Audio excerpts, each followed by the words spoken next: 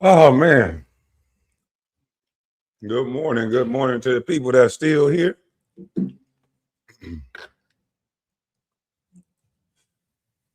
Boy, it's always something. It's always something.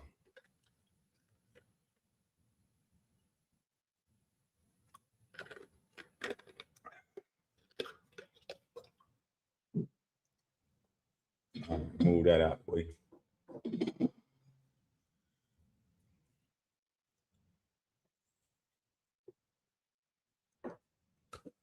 Yeah. Let me wait for some people to get here. Salute, Paul. Salute.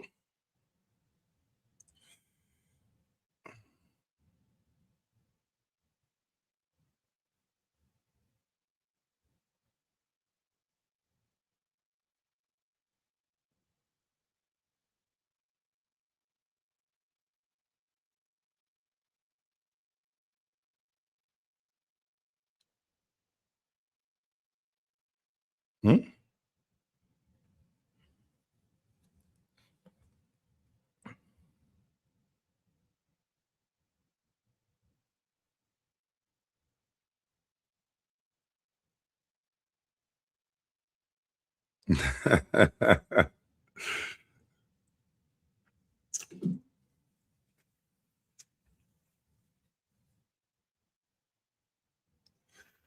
Oh man, I need my coffee.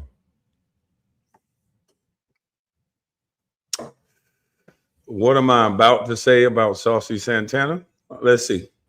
Let's get to the video. I'm going to say what any father would say about Saucy Santana. This original content is on Marcus Rogers. Salute, salute. I'm going to use this up under fair use. Um, Disclaimer: I'm not saying anything to marginalize, disrespect any groups, or harm any person. But I'm a father, and this is an adult person that thinks she's female, but this is an adult. So no adult should be saying that they're going to sleep with a kid or a kid want to do anything with them. That's not a thought that enters my mind. So I don't understand why more people are not talking about this and why Saucy Santana is not canceled by women, because women are the givers of life and women know that no one should say, if a man would have said kids want to have sex with me, people would question, why in the hell would you say that?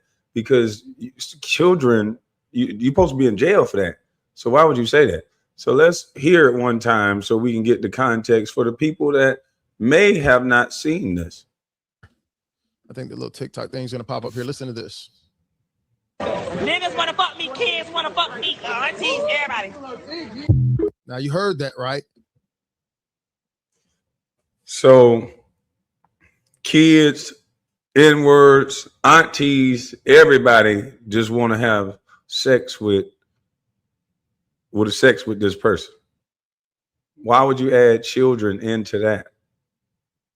Children has nothing to do with any adult because kids don't have sex. So why would anybody with a logical thinking mind, a normal, sane mind that knows that's illegal, that's disgusting, that's immoral, why would anybody say that and say that so comfortably on camera? I told y'all a long time ago, these groups are destroying us. All you have to do is join the right group, be a part of the right organization, and somehow behavior changes. The qualifiers for getting in trouble, getting canceled, going to jail, it changes based on the groups that you're in.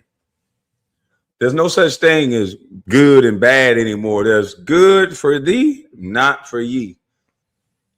There's a time of the year that grown people can walk around almost naked around children. If you are heterosexual and you're a male, you're gonna get yourself in a lot of trouble. You're gonna lose your job. You're gonna go to jail. And I said this years ago, and I got in a lot of trouble for it. I still get in trouble for it. I don't even know why I say it, because everybody just wants you to argue with somebody black. I would much rather I would do way better if I just get on YouTube and just argue with Gilbert Arenas. That's what everybody seemed to want to hear.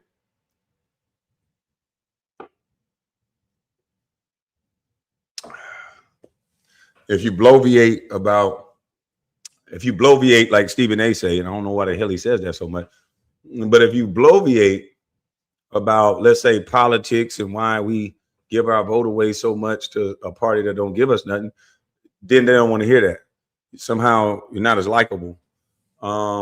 If you say that if you join certain groups, you could damn near say and do whatever you want to do. And there's no such thing as right and wrong, because we're not going to make that group look bad.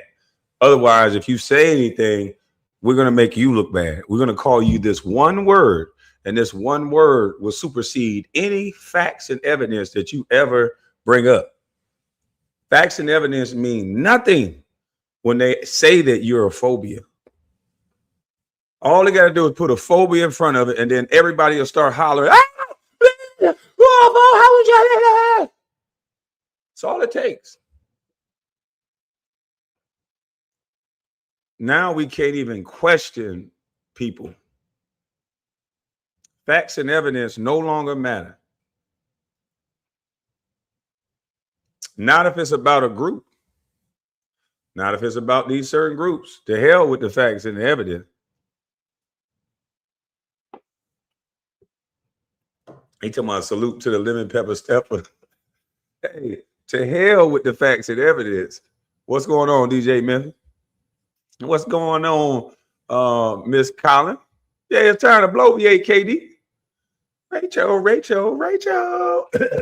I got my smoker's lungs this morning. Oh, let me put this out while I'm talking like this, in case somebody want to throw a serpent at me or something. In case somebody want to throw a demon at me, let them see this cross a little bit. Yeah, it ain't that big, but it do the job.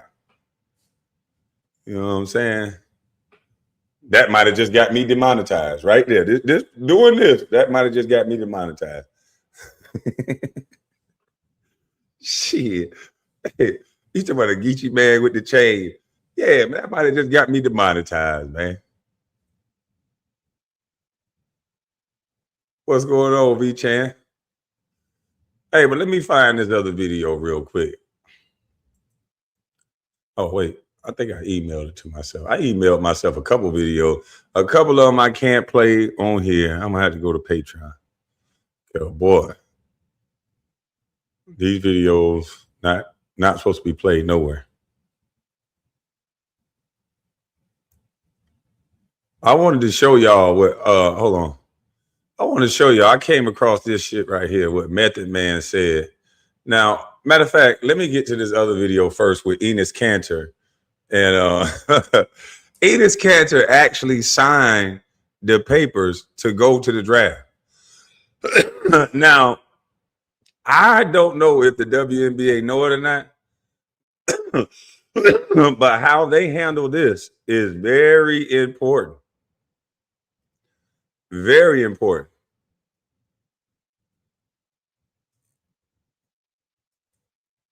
Because no one defined what a woman is. There's no when they went to Congress, they said, what is a woman? And no one knows what a woman is. They couldn't even tell you what a woman is. So I just don't understand, what are they going to do now that 2 men, and I told y'all this was going to happen, but I didn't believe, let me not disrespect Enes Kanter and Royce White, because these are now 2 women. They both identify sometimes. So they're identifying at the moment, and they want a chance to play in the WNBA. And the coaches said they want to. The coaches said they want transgender females. I hope I said that right. Somebody educate me if I did. But they said they want them to play. So these players have declared and signed up for the WNBA. And there's nothing to say that they can't play. So there's supposed to be some emergency meeting going on to try to stop them from getting in the WNBA. But if that happens, then when they claim discrimination, then what?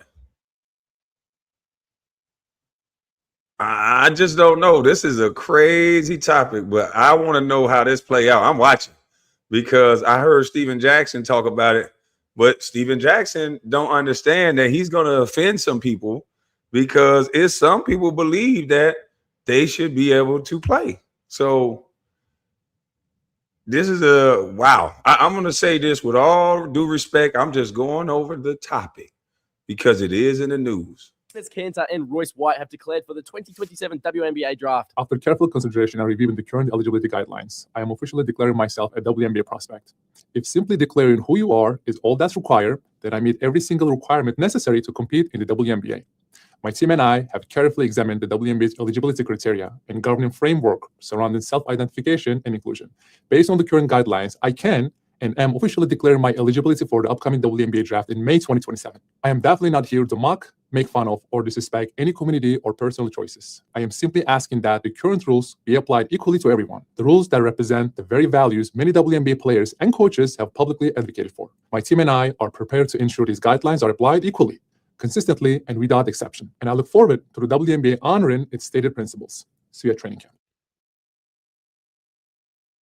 He said, what WNBA team you want to go to, KB? None, man. I can't do them women like that, boy. I can't do it. And that's what I thought it was going to be. I thought these two jokers was joking. I thought they was just going to make the point. But something about me thought Enes was going to do it for real. But I didn't know Royce Wright was going to do it for real. I thought they was just making a political point. Because there's two ways you can look at this. You can look at this as these gentlemen are trying to call out the hypocrisy and show you that this is not what they really want. Or you could look at it as they're protecting women from themselves. They're protecting little girls. They're protecting women. That's one perspective you can look at it as. Another way you could look at it as they're just testing the WNBA's hypocrisy because they know that's not what they want. They're just saying it on camera. Because if the rules are just the way they are, then these sometimes guys and now identifying males should be able to play. This is almost like the sanctuary city thing. Everybody said they wanted sanctuary cities, and then Governor Abbott sent the migrants to the wrong precious city. Hold on, whoa! I know Martha's Vineyard. Whoa! Don't bring them over here. This is the rich area. Put them back on the bus. I know what we said now. Damn it! Don't talk while I'm talking. They just changed the subject. Don't talk while I'm talking now. You send their ass to Chicago. Don't bring them over. Put them in the black neighborhood. Don't you bring them up here to Martha's Vineyard. None of these places where we pay too much taxes for this. They say anything. They talk good on this internet. Yeah, I talked about identifying years ago. Now, once you see a bunch of men like Stephen A. that can't compete with the guys, that once they realize they're not going to be able to compete with the guys and what they want, they're going to easily transition over and dominate any girl sport. So bye-bye track scholarships for some of these ladies. Bye-bye volleyball scholarships. Some of these boys, they're going to get in where they fit in. They're going to go to college because they don't have a lot of programs to help these young males. These guys that are not street cats, these guys that are not basketball players, these guys that are not rappers, if you just a good kid in America trying to hold your head down and go to school, what is the lane for you? The girls don't like you. They're going to call you a lame. The dudes may pick on you. They don't have any programs to help these kids. I've been saying this for 4 or 5 years. So those type of kids that are in sports, they're going to easily transition over and dominate anything female sports. And you might not think these kids are going to do that, but they're going to do that. There's a lot of kids that are walking around here not being noticed at all. And the ones that are getting noticed, they turning into the street cats. because everybody want to be liked. When they came up with this fucking like button, you have children putting pictures up on the internet already. 7, 8. Soon as they get a phone, 9, 10, they posing like they see their mama do. The girls do the duck lips. The boys up there with trying to have a plastic chopper to be like their daddies or their uncles. It's the whole culture. Everybody got to be somebody. I ain't just no barber. I'm a celebrity barber. I ain't just no car wash guy. I'm a celebrity car wash guy. Because no girl want to have sex with no regular guy. They want a celebrity. They done brainwashed everybody. Everybody wants to be somebody now. Don't nobody want to be middle class and grow old with somebody.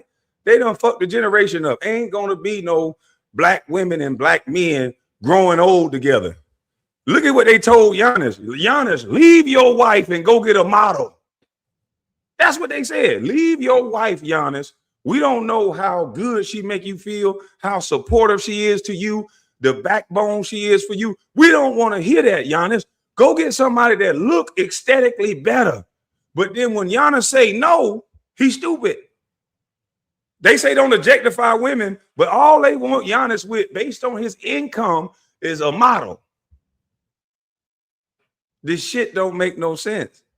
You wonder why these kids all fucked up, because the adults are fucked up. It's adults doing the same shit in the video with their kids trying to make a TikTok. Motherfucker, you supposed to be trying not to be a killer in that kitchen. Don't you know they changing the meat to some shit that is lab grown? You supposed to be out there trying to find a farm to go to. Get you some goddamn watermelon. You ain't got time to be dancing around right now. These people doing the do-low twist and you don't even see it. You don't even see it. They cutting health care. They cutting welfare. They're cutting housing. You don't see what the fuck going on. But everybody dancing though. Where them scamming at bitches at? That money sad. Oh, we dancing still. Spin that shit. Spin that shit. Hey. Yeah, we like to dance and have fun. Hey, dancing your ass to the sick house. This shit crazy, man. We don't see it though. The kids running all through the goddamn street. So now they making laws that they finna bust. They finna bust them young jokers ass. It's finna be like a new 94 crime bill. They finna sugar tattoos. It's finna be all about behavior now. Jasmine Crockett, she was doing all that goddamn talking. They used her for all the ratchet dancing. Jasmine Crockett was dancing all up there, being the dummy, being the jester right for them. Got all the women involved, got all the women voting. And what did they do to Jasmine Crockett? Get your ghetto ass up out of here. Now Jasmine Crockett, see, they stealing, they cheating. They use us black women. When us men was trying to tell you that, Jasmine Crockett, don't nobody really like that behavior. They using you, girl. They using you to virtue signal to black women because they know that they're going to look at you as somebody that identifies with our culture, because that's all that we seem to fucking care about. And they used you just like the educated ghetto fool that you are. And now you want somebody to get Uno reverse card and be mad that they did it to you? Hell no. You made your money.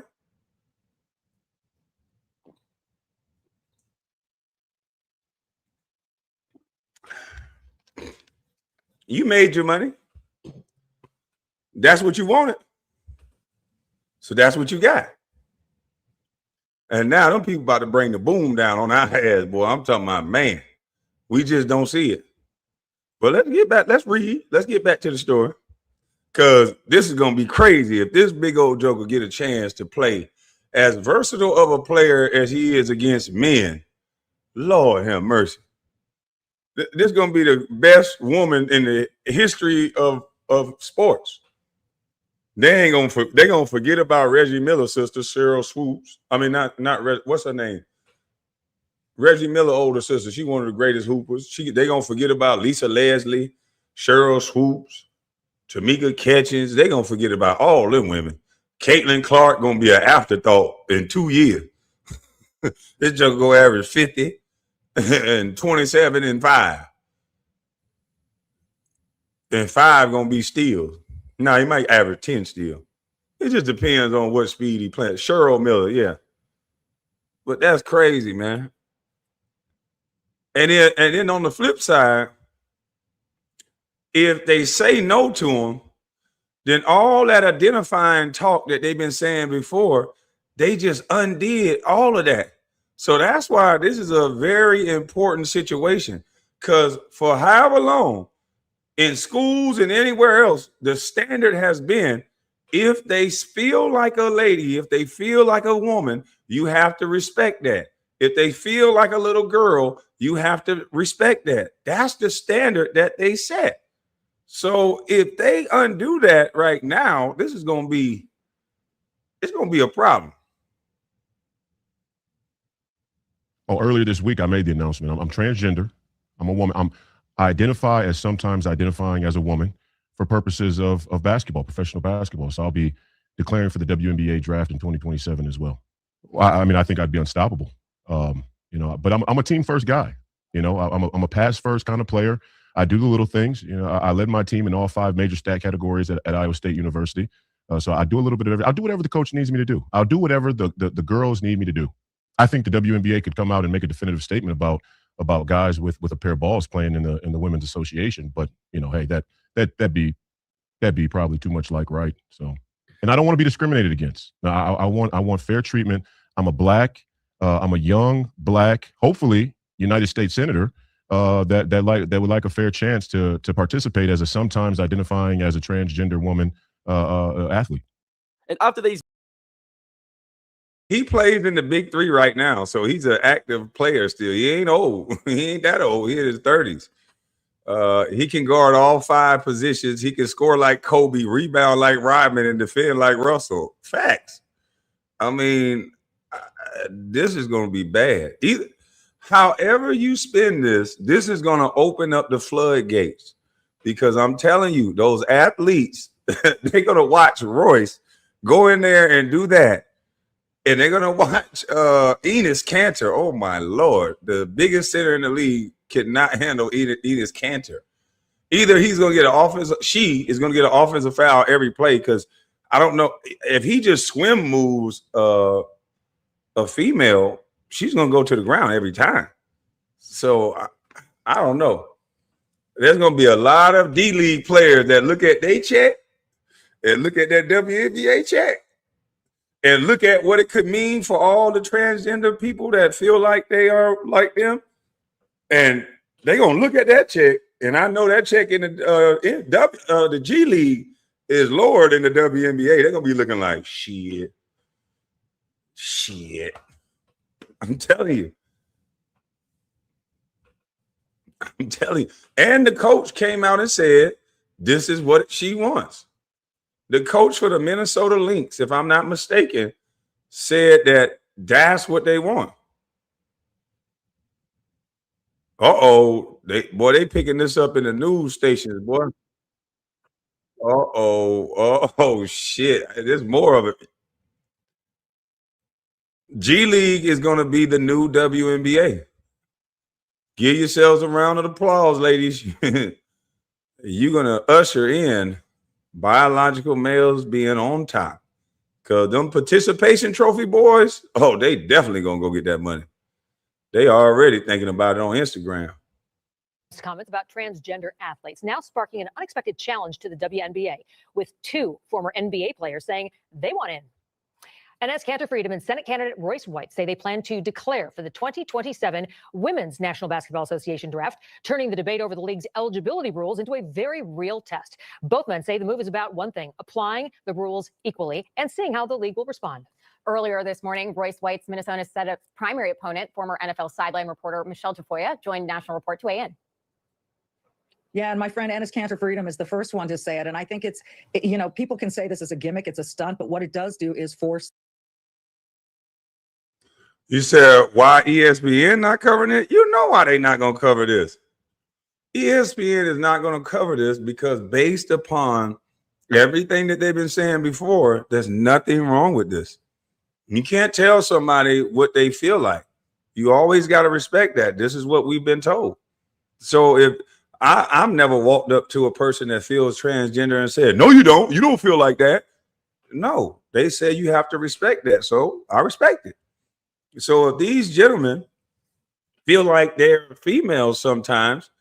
And if the rules are applied the same across the board, these sometimes identifying females should be able to play in the WNBA and nobody should complain about it.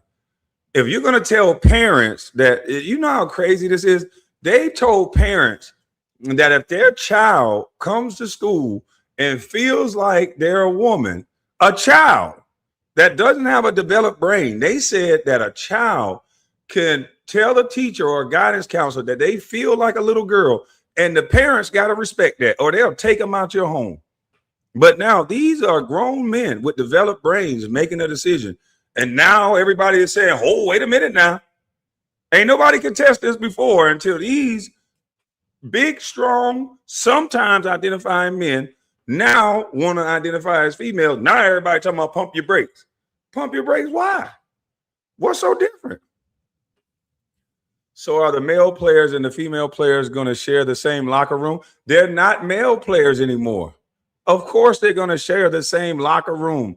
They're telling us that they can go in the bathroom with our daughters and our wives. Are you going to, first of all, this is not a channel we're all inclusive. We're not going to disrespect anyone.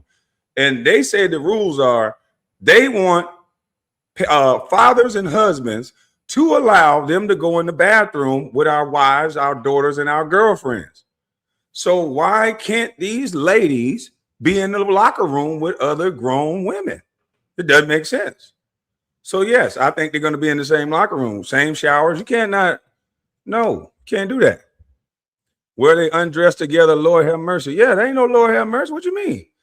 Hey, KB, so will they be wearing wigs, bro? Yeah, he got his wig on. He gonna have his wig on.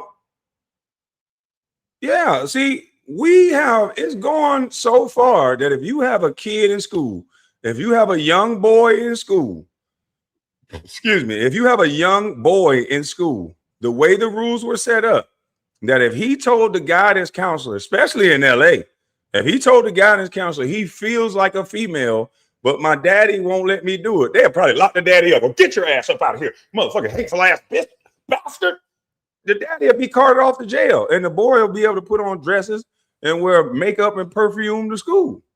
That's how they got the rule. But now that Enes Kanter and goddamn Royce White is doing this, now everybody's saying, hold up, wait a minute. Now, when you told parents what to do with their children, now it's hold up, wait a minute. I don't think the parents gonna let you do that. Oh yeah, you lose custody. You cannot stop your child from identifying, but they're gonna stop these grown men from identifying. I'm gonna be on the right side of history.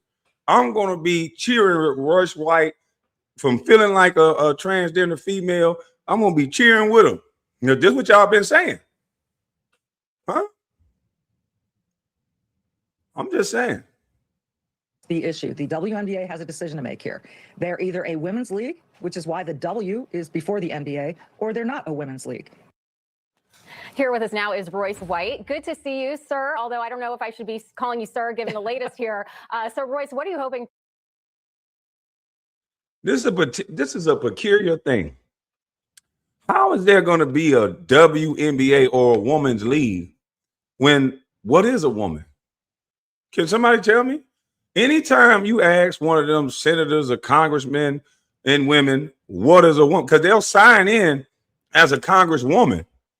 But then when you ask them, what is a woman? I need more research. I need more information. I don't know what it is that you're asking me. I mean, I think it's a stupid question.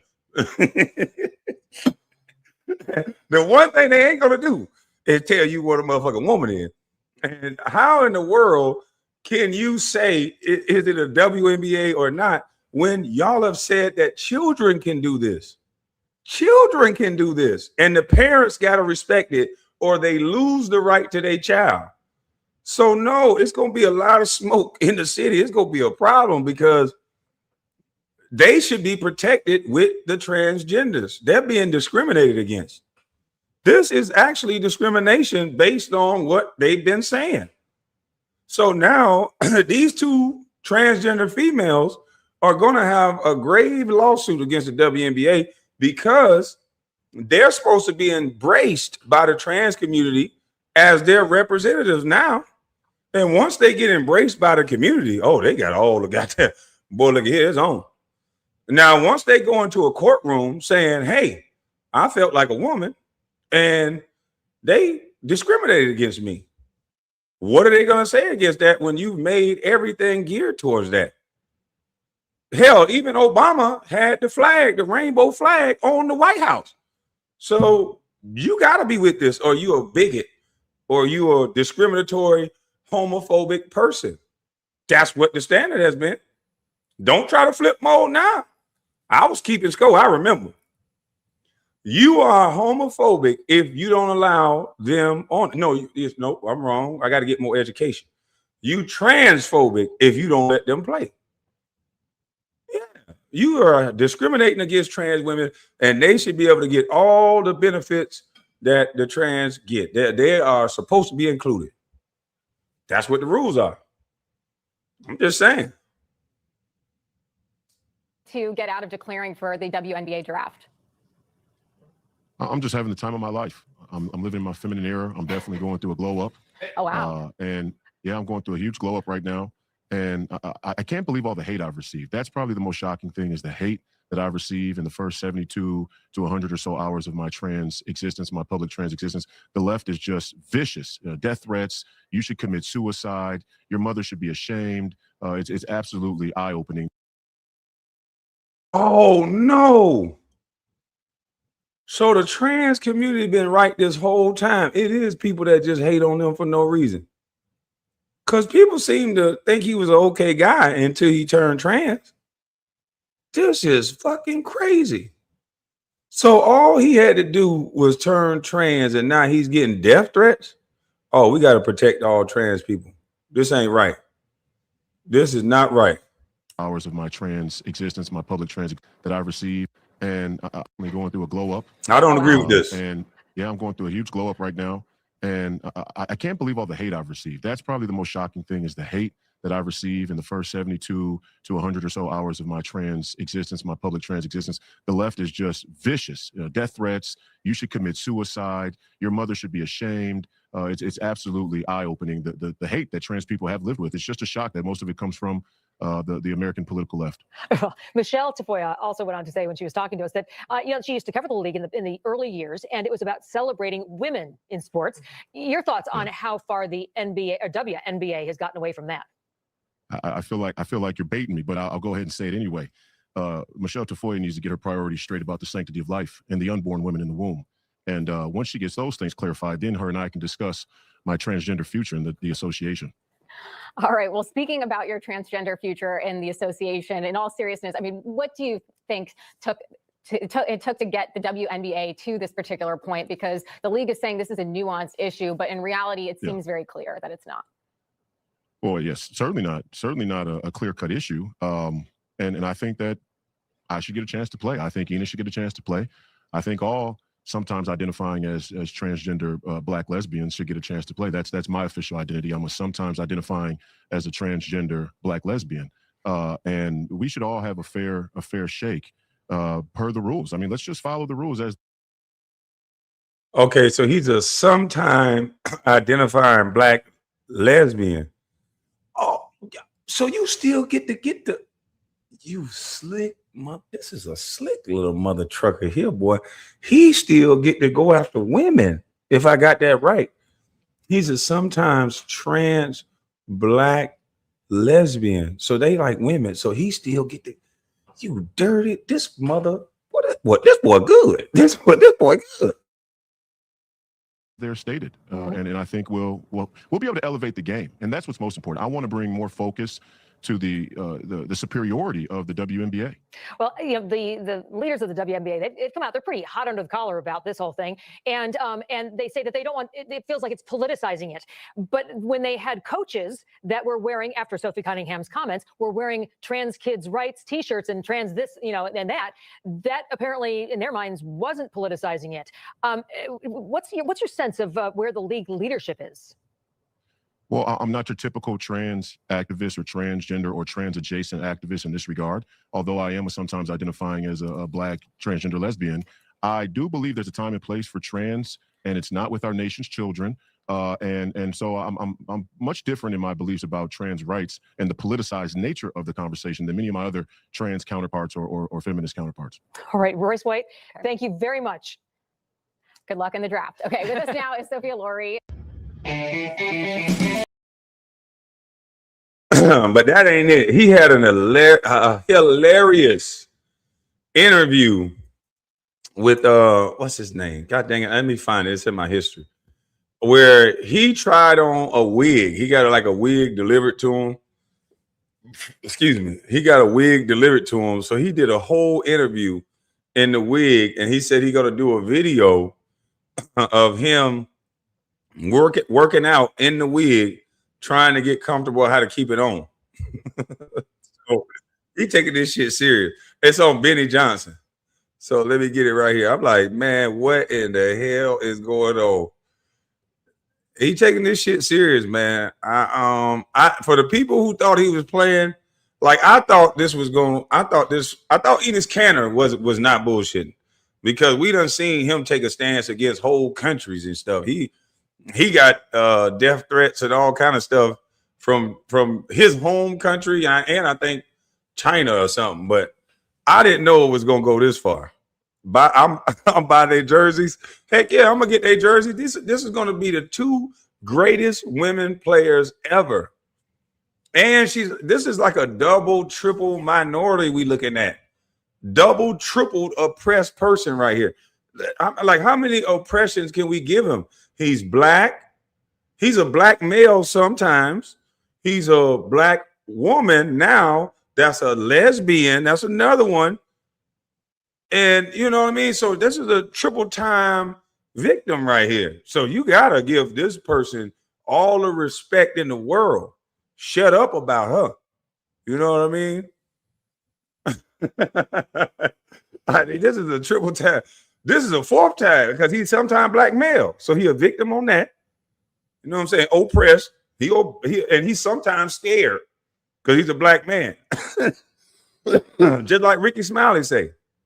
You know what I'm saying? And he's a black woman, so he got to be scared and oppressed, and downtrodden, all that. And I'm gonna say some on that because I don't want that to include some of the women that don't feel like that. So because we all inclusive.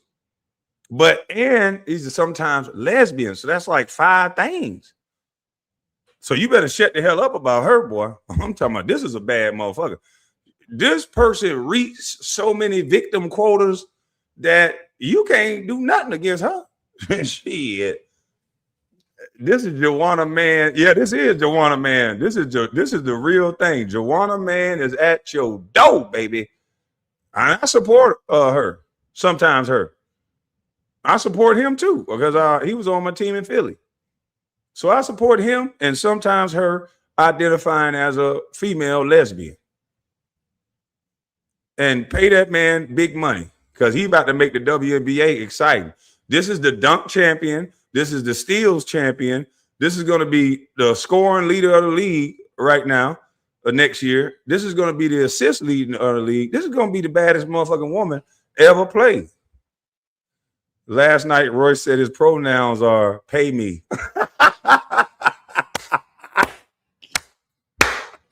Oh, I love it. Oh, shit. Hey, I would identify, but I still want to walk in Walmart by myself. I ain't doing it. This motherfucker probably got security, all that. I like to walk in Walmart, go to a coffee shop. I don't want nobody to, accidentally miss and shoot the coffee cup out my goddamn hand. I'm sitting there at Starbucks thinking I'm gonna be, chill and, you know what I'm saying, look around, and I'll be like this, and I miss and turn my head, and the motherfucker just blast the coffee cup out my hand. Shit, So no, I'm not declaring. Hell no, you ain't got to worry about that. I like to walk too many places by myself. No. I'm telling you, he got to be careful. He better amp up his goddamn security because if they don't accept him in the group, if they think he's bullshitting and they think he's just doing this for a political gain, and the one thing that Royce got against him is that he's a Republican, so they already don't like his ass. So I believe he ran as a Republican in Minnesota. So he has to be careful because if they don't accept him in the group, this motherfucker, boy, your life on the line, boy. That's what I believe. That's what I think. And I really don't know much. That's just my opinion. So I think his life could be on the line. But if they don't accept him in the group, if they accept him, shit, boy, you better give him what he wants. Give her. Sometimes him, but sometimes her what she wants. The program. This is on Benny Johnson, the original content. This shit was hilarious. This man should do comedy too. I think Royce, when he identifies as a sometimes black female lesbian, she should do stand-up comedy because this shit is comedy gold. Oh, it looked like your wig arrived. It did come in the mail. You know, I didn't realize when you become trans, they give you like a $19.99 coupon from Transgender University of America. You get one wig and you get a bone color Stanley Cup here. I think they say natural. We used to call it bone color in the male derivation, but it's you know, an off-white Stanley, and that's your starter kit for the trans life. I'm often called off-white. So I do want to ask, like, how has your journey been so far? How has your reception been announcing for the WNBA draft? We just went through the rules of the WNBA. There is no rules that exclude you from joining the WNBA right now. And in fact, many players say that they want transgender individuals to be playing on their team or against them. They welcome it. The coaches are saying that. The league has stated that. And so we expect you to be welcomed with open arms. Is that going to happen? We would hope so. We would hope they live up to their values and their principles. I'm trying not to laugh, but I'm just. Hey, listen, Royce, can I just give you one suggestion? Not that I can tell her what to do, but can you at least just shave all that goddamn beard down or something, bro? I mean, I'm just saying. I'm not trying to laugh or tell you what to do or whatever, ma'am. Sometimes, ma'am. But all I'm saying is just like for aesthetics, like at least, you know what I mean, cut the damn full beard off. You know what I mean? That's all I'm saying. Kind of throwing me off looking at you and you saying you identifying as a lesbian, but the full beard, it's kind of fucking with me. It ain't.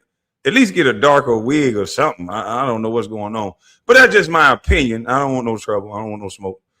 Back to the video. In the WNBA community, the pushback has been unprecedented for me. The hate. I mean, I've never received so much hate. As a black man, I thought I was the victim. Hey, facts. Let me shut up about her. Let me shut up about her. I shouldn't even give my opinion. I retract that statement. Shut up about her. You know, like a six-time victim. So let me shut my mouth about her. The WNBA community. The pushback has been unprecedented for me. The hate. I mean, I've never received so much hate. As a black man, I thought I was the victim of oppression, but being the first, prospectively, one of the first black, sometimes identifying as a transgender lesbian, the hate is unreal.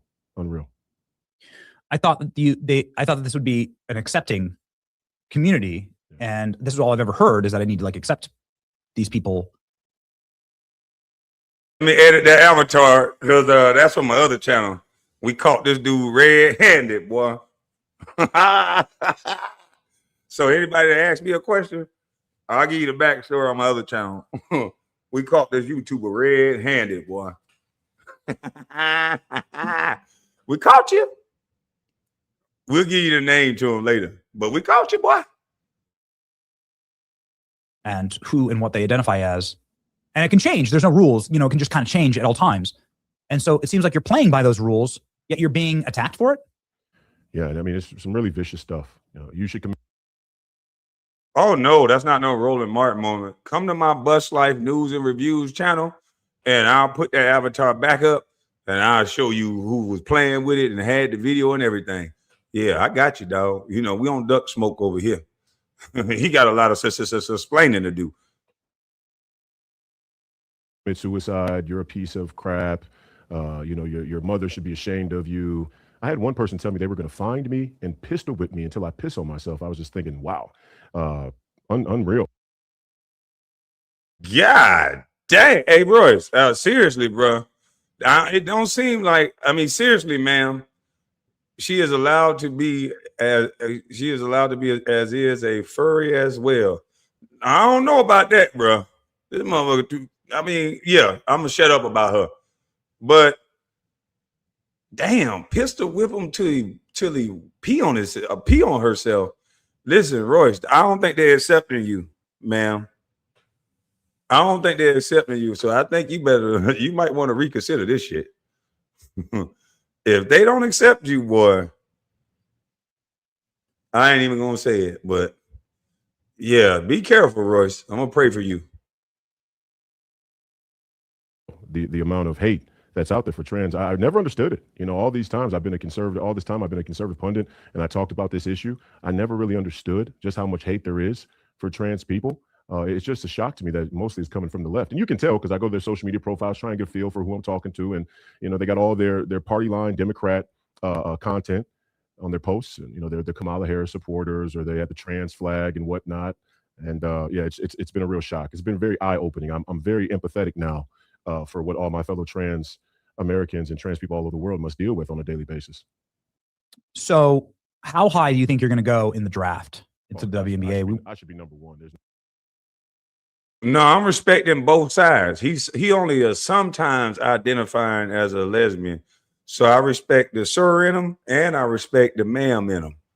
So you got to respect both sides. He's sometimes identified. He's not a full-time identified.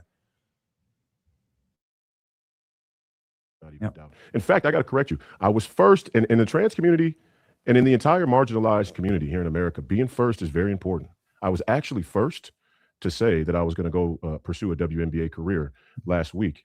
I think Enes may be the first to officially declare for the draft, but maybe I gave him the idea. Mm-hmm. So what do you plan on doing in the WNBA? Are you going to break records? How do you think you're going to be welcomed? Do you think that do you think some of these women are going to gang up on you? We've been seeing this with Sophie Cunningham. What would happen then? I think it'd take a lot of them to gang up on me, and I'd love to play for the Fever. Now, my obvious first choice is here for the Minnesota Lynx, who I grew up watching play, and I think the coach and I see eye to eye on this issue. So obviously the Lynx is the first choice, but the Fever, I mean, who can deny Caitlin Clark and what she's done for the game? I think I'd be able to elevate the game to another level still. I think I could take the game and really put people in the stands, put people in the seats, increase the TV audience, and hopefully that would increase the dollars. More women, more trans women would get more money and more exposure. I think it's a win-win for the WNBA, honestly. I don't see why they would be against it. And I would be the they're against it because they know it's going to open up a floodgate, and then the best players would be all trans, sometime identifying women. It'd be the whole league, and so they can't let the floodgate open up like this. They know it, because if you play and when you dominate the way I believe you're going to dominate, what's to stop every kid from the G League, every kid that doesn't get drafted? It's going to be young boys starting off at middle school like, oh, I can't make the boys team. I'm just going to go over to the girls team. And they'll instantly be some of the best players on the girls team. And then they'll definitely get a scholarship to go to college, and they'll get the NIL deal, and then they'll get drafted by the WNBA, and then it'll just be a cycle. And not to say it shouldn't happen. I mean, I'm supporting the rules. If this is the rules, I support the rule. He sometimes identifying females should not be discriminated against under the rules. So you have to support it. Otherwise, any other time you don't support anything. When they say fathers don't support it in their homes, they say the fathers are transphobic. And then you could have your kid taken out of your household. So I'm not trying to be considered as a person that's transphobic. So based on that, I'm going to support this sometimes identifying female and her right to be there. She has a right to exist. She has a right to exist. And she should not be discriminated against for any reason. I just don't think so. And if she's going to be brave enough, because It's hard being trans. If they're brave enough, if he's brave enough to deal with all these death threats and scrutiny, then I think he should be in. I think he should be in. Oh Lord, LeBum, aka LeBron, gonna play forever now. Oh shit. Shit, he already could play till he's 65 in the NBA, and then after about 70, he go over to the WNBA. Listen, man. This is not a troll. Why are y'all considering this a troll? There's nothing troll about this. If you live in certain states, if you think this is a troll, it's parents that lost their children based up under these rules. If a child came home and said, if your child come home and felt like, hey, I feel like I'm a little girl, and they tell that to the guidance counselor, and they tell that to the principal, and they say, but daddy don't like it, you could lose custody of your kid. This is how the rules have been going. I don't think Enes is trolling. I think Enes is going to actually play. If you know anything about Enes Kanter, he is not no bullshitter. I think he's really going to play, and I think Royce is too. If you have a kid in public school and that little boy says that he feels like a girl, parents have been arguing about this, that the Democratic Party has even made rules that you can't do this. I'm telling you. So if everybody has been pushing this for so long, how can you tell grown adults with a fully developed brain that they can't feel like they're females? Y'all gonna say it's trolling until they sue the pants off the WNBA. Because if they tell them no, it's on. It's on.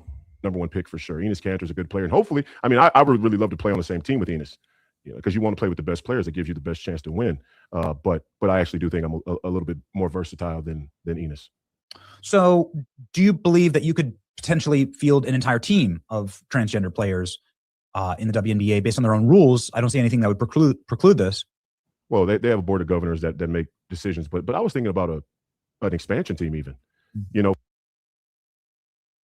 You have to be gay as hell to have this conversation. Why? This doesn't have anything to do with me being gay. And being gay is not a problem. Why do you care about what gay people do? I think this is a very good conversation because this is what the world is moving towards. Men are having to deal with standing in front of the bathroom doors, not having a biological male go into the bathroom with their daughters, and y'all are calling this trolling and you calling this a gay conversation? That just because you think like a one-ply toilet paper person don't mean that I do. I've seen the videos on Instagram where grown men is like, look, you're not going to the bathroom with my daughter. This is a very real thing. So to suggest it as if it's not, I just think you're downplaying the situation, because this is at your doorstep. And you're going to have these conversations at some point. This is at your doorstep, buddy. And I think it's a very good conversation to have. You can't keep running from it forever. You got to have this conversation. They're going to the schools and they're bringing these people into the schools, and then they're telling them that they can go into the bathroom with our women, our wives, our girlfriends. But now that this grown man wanna play basketball because he sometimes identifies as a female, this is a real good conversation.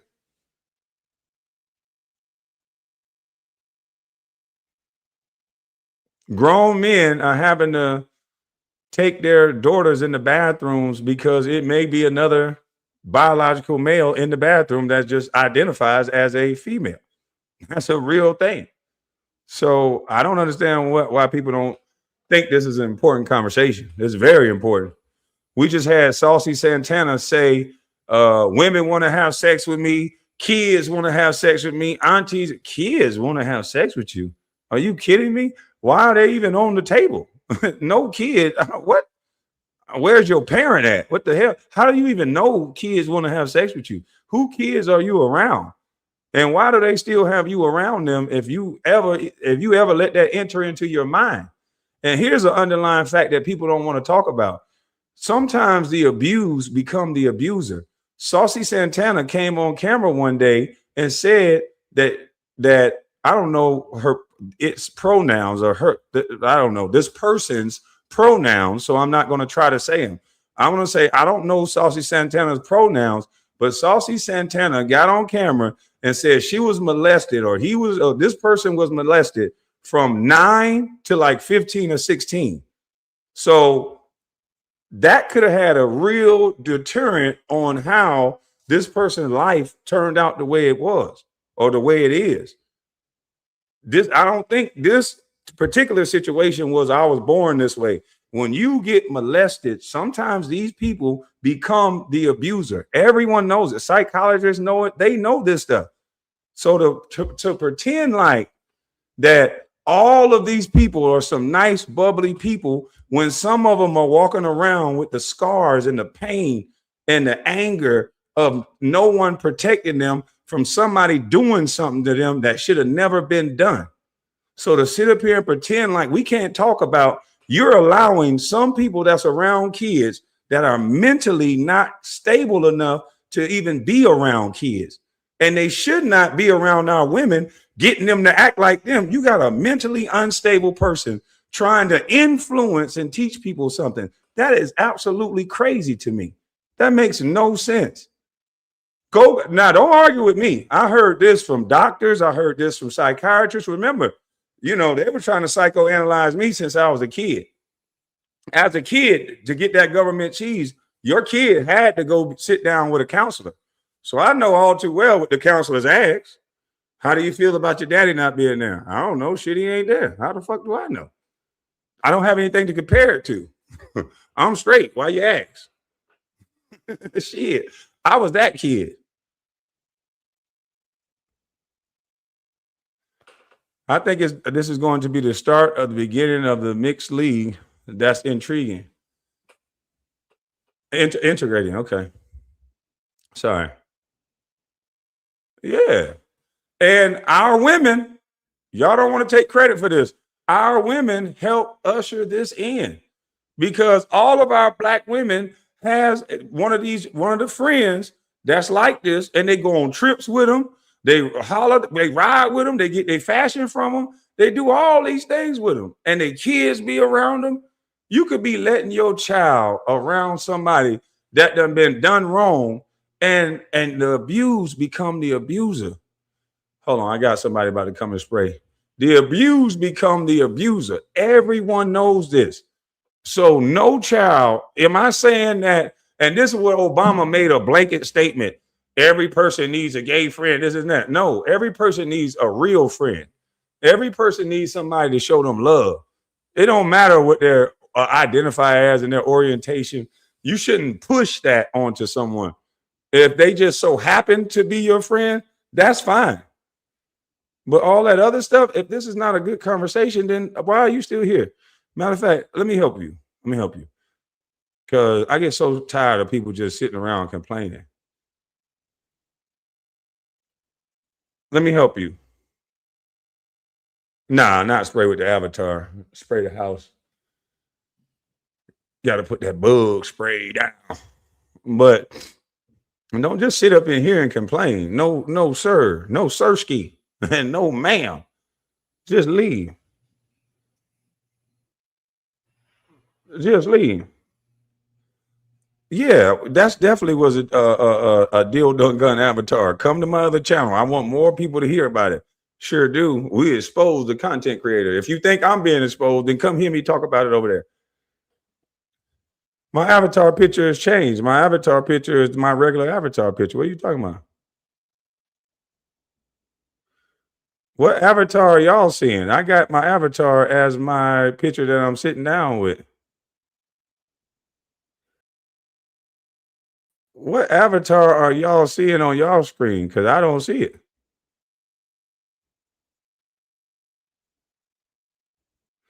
What avatar are y'all seeing? Because my avatar is my regular avatar. Let's see.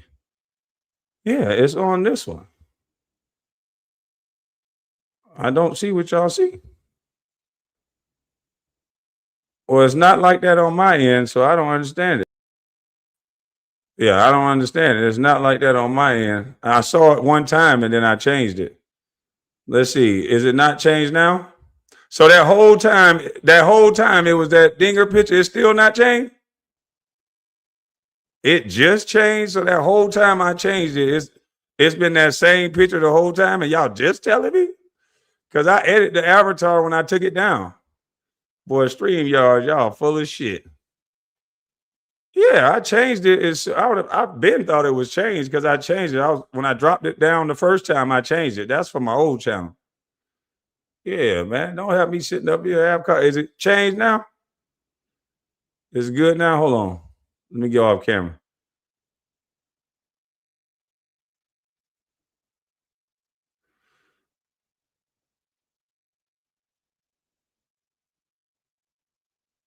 Is it changed?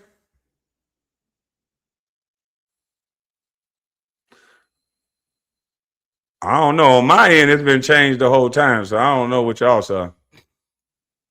You thought I pinned it? No. I just closed the camera like this, and it was changed, I thought. But I don't know what the hell StreamYard is doing. Because I thought it was changed the whole time. I didn't have it on. It's changed now. That's crazy. But yeah, switch the screen real quick. Switch the screen real quick. What do you mean? Like that? Like that?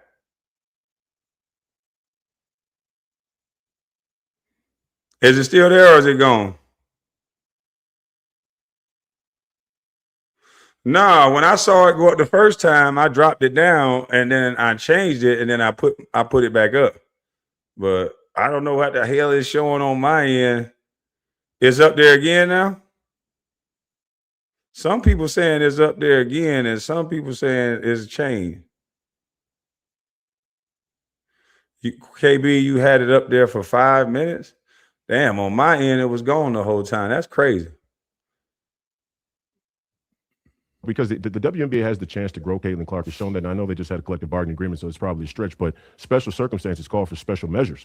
And an expansion team, my personal favorite name out there is the Decepticons. But if we were able to do an expansion team, I mean, I think I could probably get, 10 or so other trans women that would make it almost one of the best sporting events to watch on all of television, for sure. What's your message to the WNBA? They seem to be in panic right now, attempting to perhaps change their rules into something that's transphobic, to ban, and I don't want to trigger you here, but male transitioning to female, to ban that from playing in the league. There seems to be emergency meeting that's going on right now. They're going to have to redefine their terms. They don't define what a woman is in any of their bargaining agreements. What's your message to the WNBA? Well, my message is that they should be fair. They should be fair. I mean, they are a leading institution in the fight to create equality, equality and social justice to make people feel included. So they should be fair and they should be careful in these moments. The decisions they make in these moments about sometimes identifying as, black lesbian woman, transgender black lesbian woman, the choices they make in these moments will shape American culture, will shape American politics. It can't be overstated. So you telling me it came back on the screen again? It came back on the screen again? Yeah, I can't turn my damn camera off because it keeps switching to a different overlay every time. I switched it to my face, but if I cut the camera off the second time, it goes to the damn thing I was showing about that lame D. This shit crazy. All right, well, yeah, I'll hit you back. But yeah, I think we should turn that off because I think it's frozen. All right.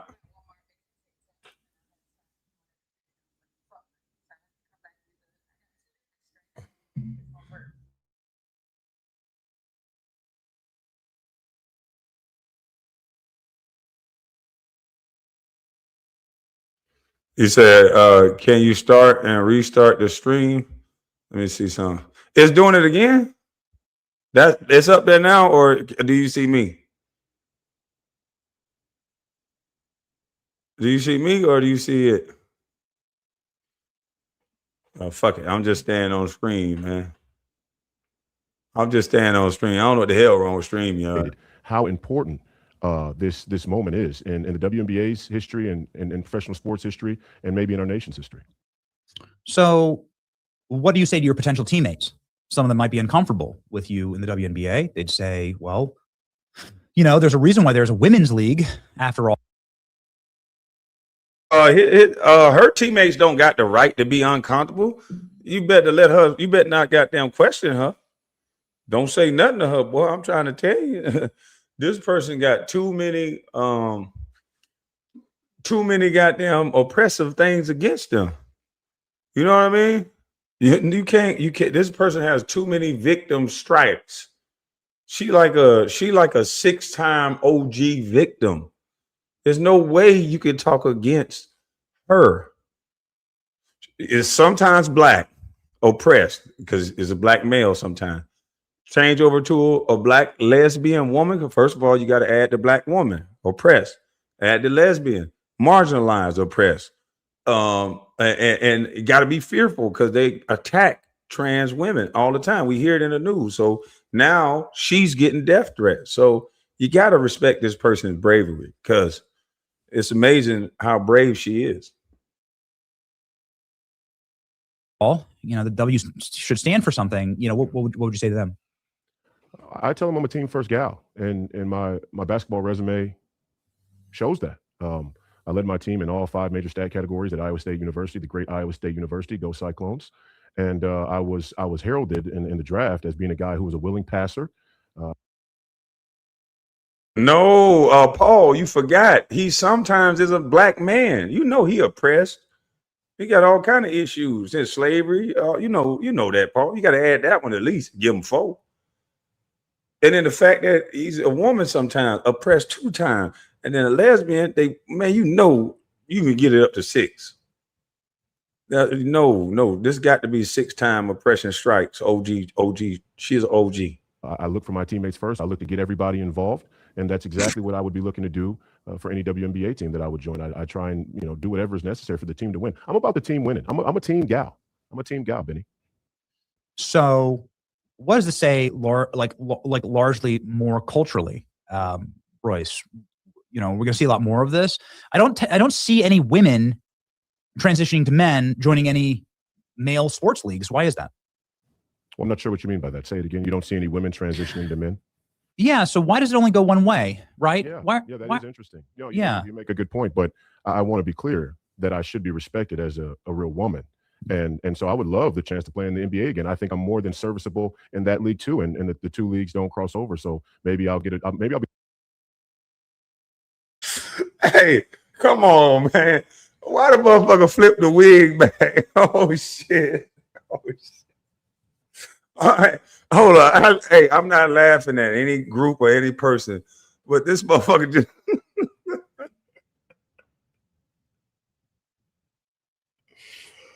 I can't hold. Hey, Benny.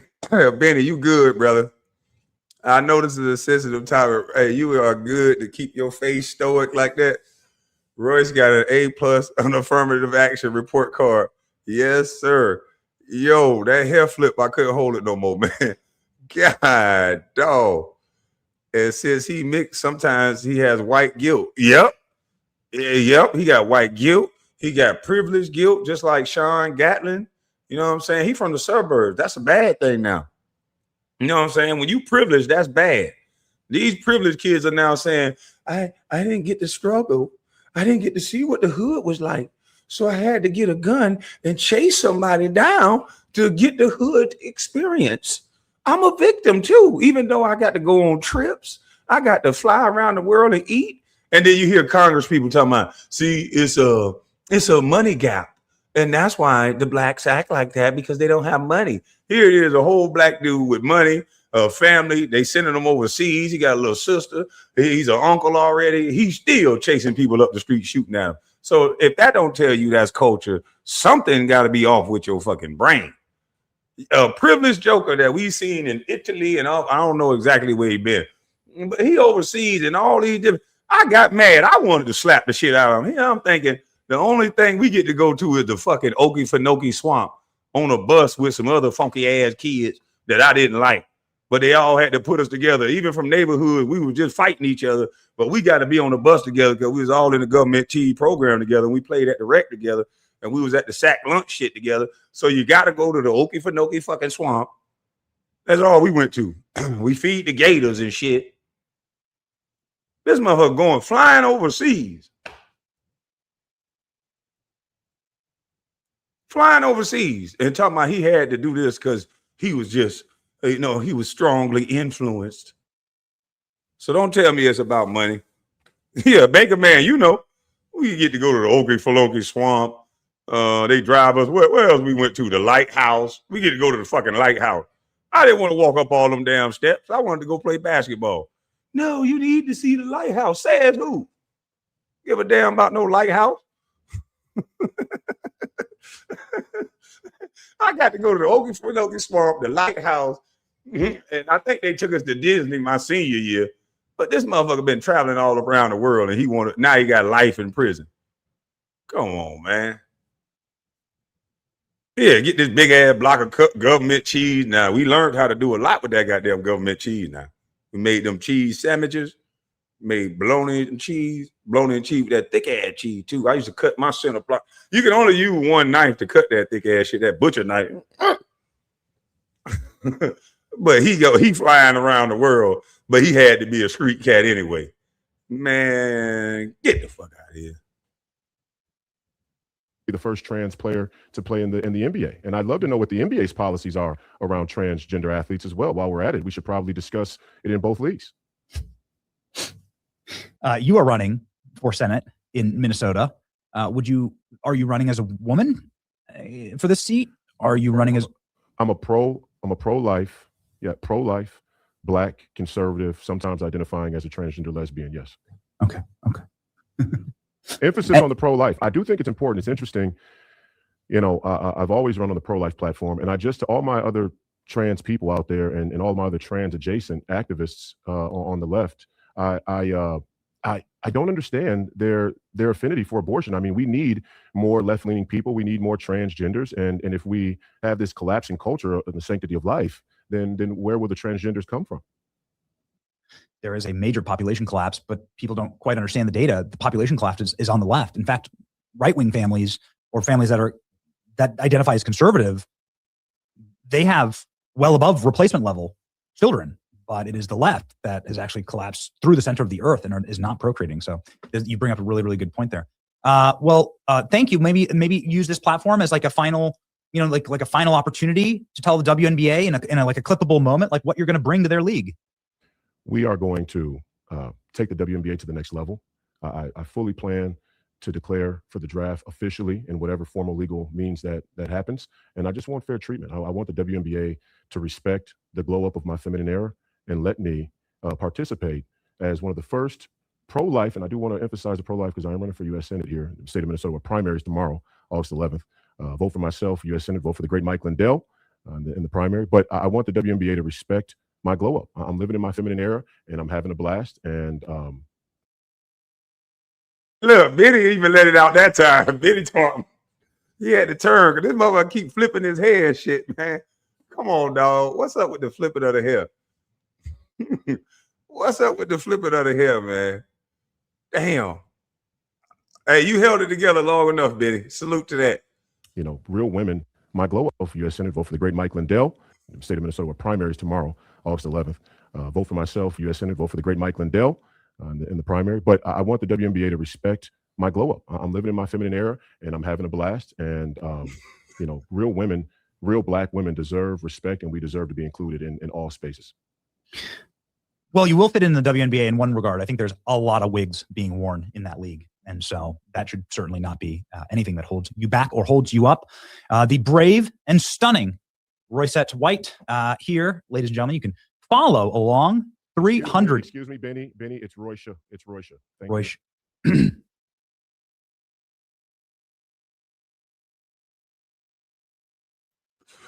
This motherfucker here, boy. Hey, this boy here, boy. This sometimes boy here. Ooh, this sometimes boy here is hey. I'm gonna follow Royce White. I don't know why. Well, I'm gonna follow Royce White. Royce, I think you should be able to play. Oh, Roisha. I'm sorry, Roisha. How you spell that? How you spell? There you go.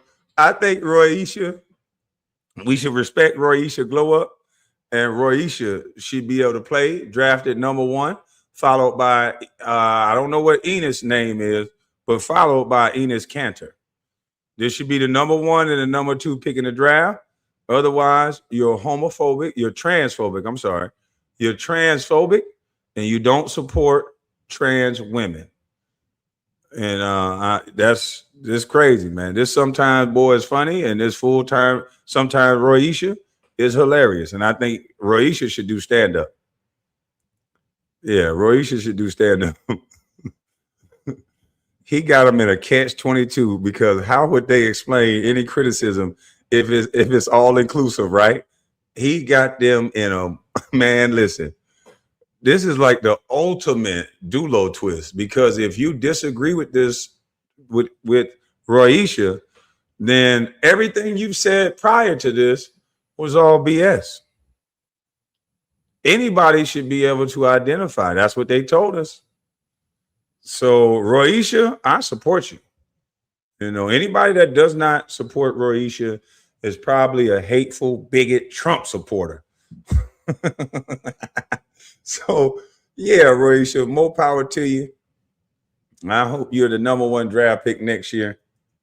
But Steven Jackson don't think the same. So let me find what Steven Jackson had to say.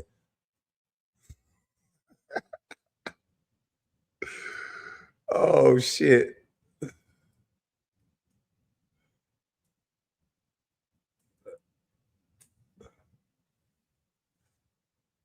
Yeah, this is Steven Jackson, man. You get it? And I love this lady here. She fine, she a lady, and she don't give a damn about what she say. Her Instagram is funny. This woman, Sophie, she's just a woman. She's a funny woman. She got funny Instagram shorts and things like that. I'm not just going to judge her based on one opinion. I know the world thinks that you're supposed to hate anybody that don't agree with you on one thing.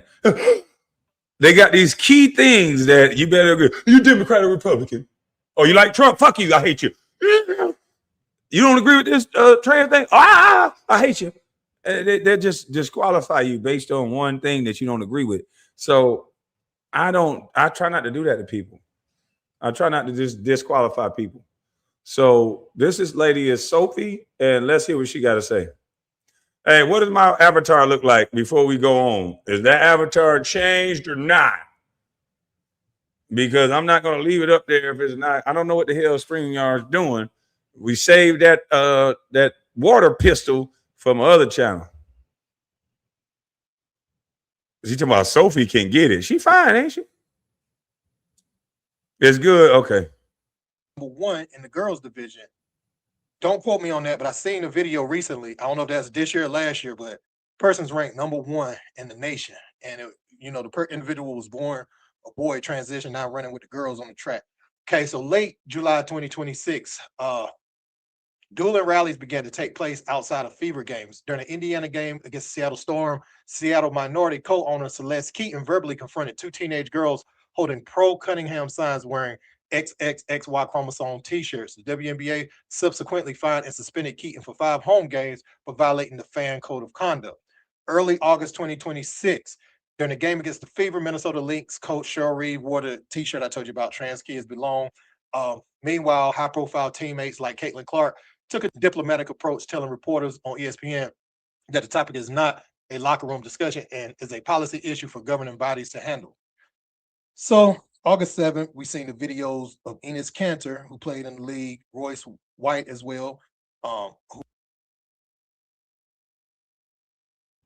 No disrespect to Glow Up. So by him being taller than the stalls, when he be required, will she be required to sit down and urinate?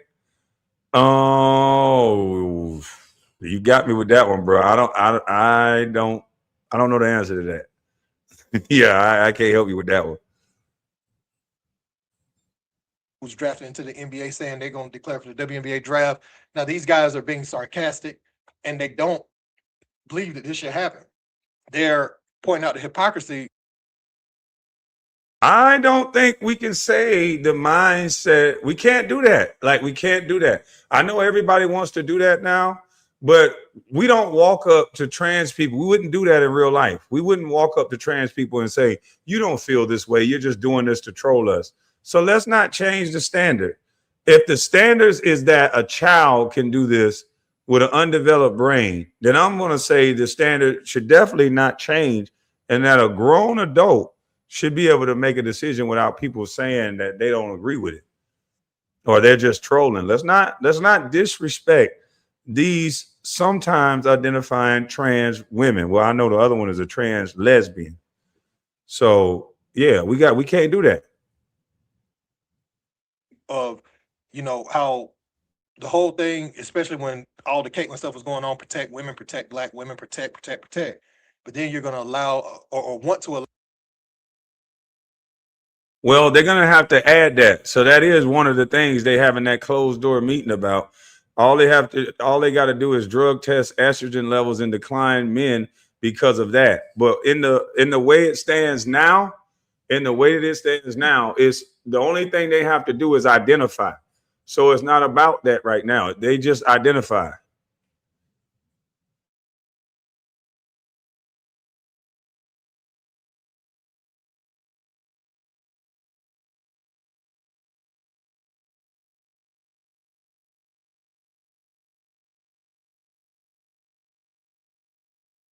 It says Obama saying the alphabet lifestyle is a innate, really screwed up society. That crap even makes a case for pedophiles in what's that? Zoophiles. I don't know how you say that word. Zoophiles? You got me on that. Truth is, everything in life is a choice. That's true. Everything in life is a choice. But as the NBA have their laws written, there's no clearly defined estrogen levels. There's no clearly defined what is a woman and what is not. So under the rules of the WNBA, unless they amend the rules, they should be able to play. Now, if you amend the rules to exclude them, the timing of that is going to be very interesting. The timing of you excluding these people just because they decided to join, that's going to be very interesting right off the rip. Because since Obama came into office, Obama has made sure that we all understand and respect being all inclusive. And based under those rules, I mean, what are you doing? What is the issue? A lot of those same voices want to allow a biological man to come into the league. And what happens, not even just competition, we see these things get heated in competition. Sometimes it spills over into a physical altercation. What do we do then?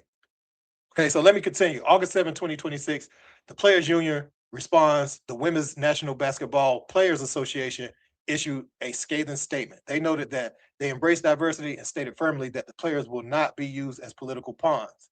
WNBA forms a task force. WNBA Commissioner Kathy Engelbert distributed a league-wide memo acknowledging the complexity of the topic. She announced that a special task force consisting of team presidents and general managers will meet to formally review and discuss transgender player participation policies. So let's get into what Stephen Jackson had to say, guys.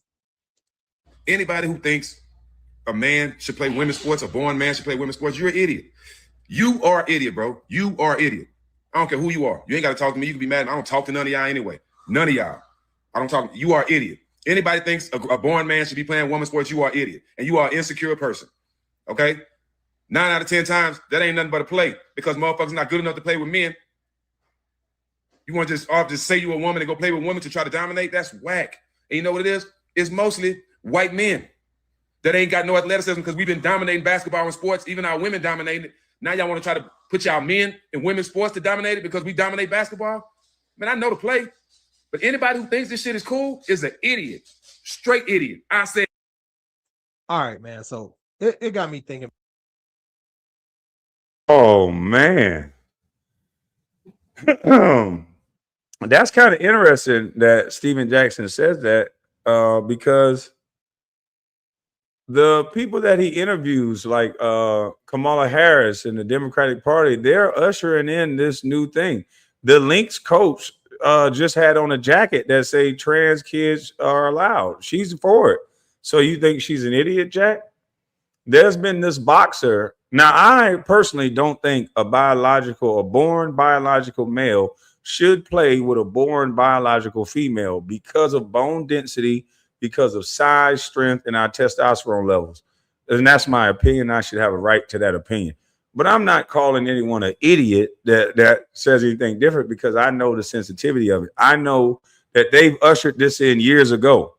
And so I know that there's a lot of people, there's a lot of executives that Steven Jackson worked with right alongside of that truly believe that once you identify, you are an actual female.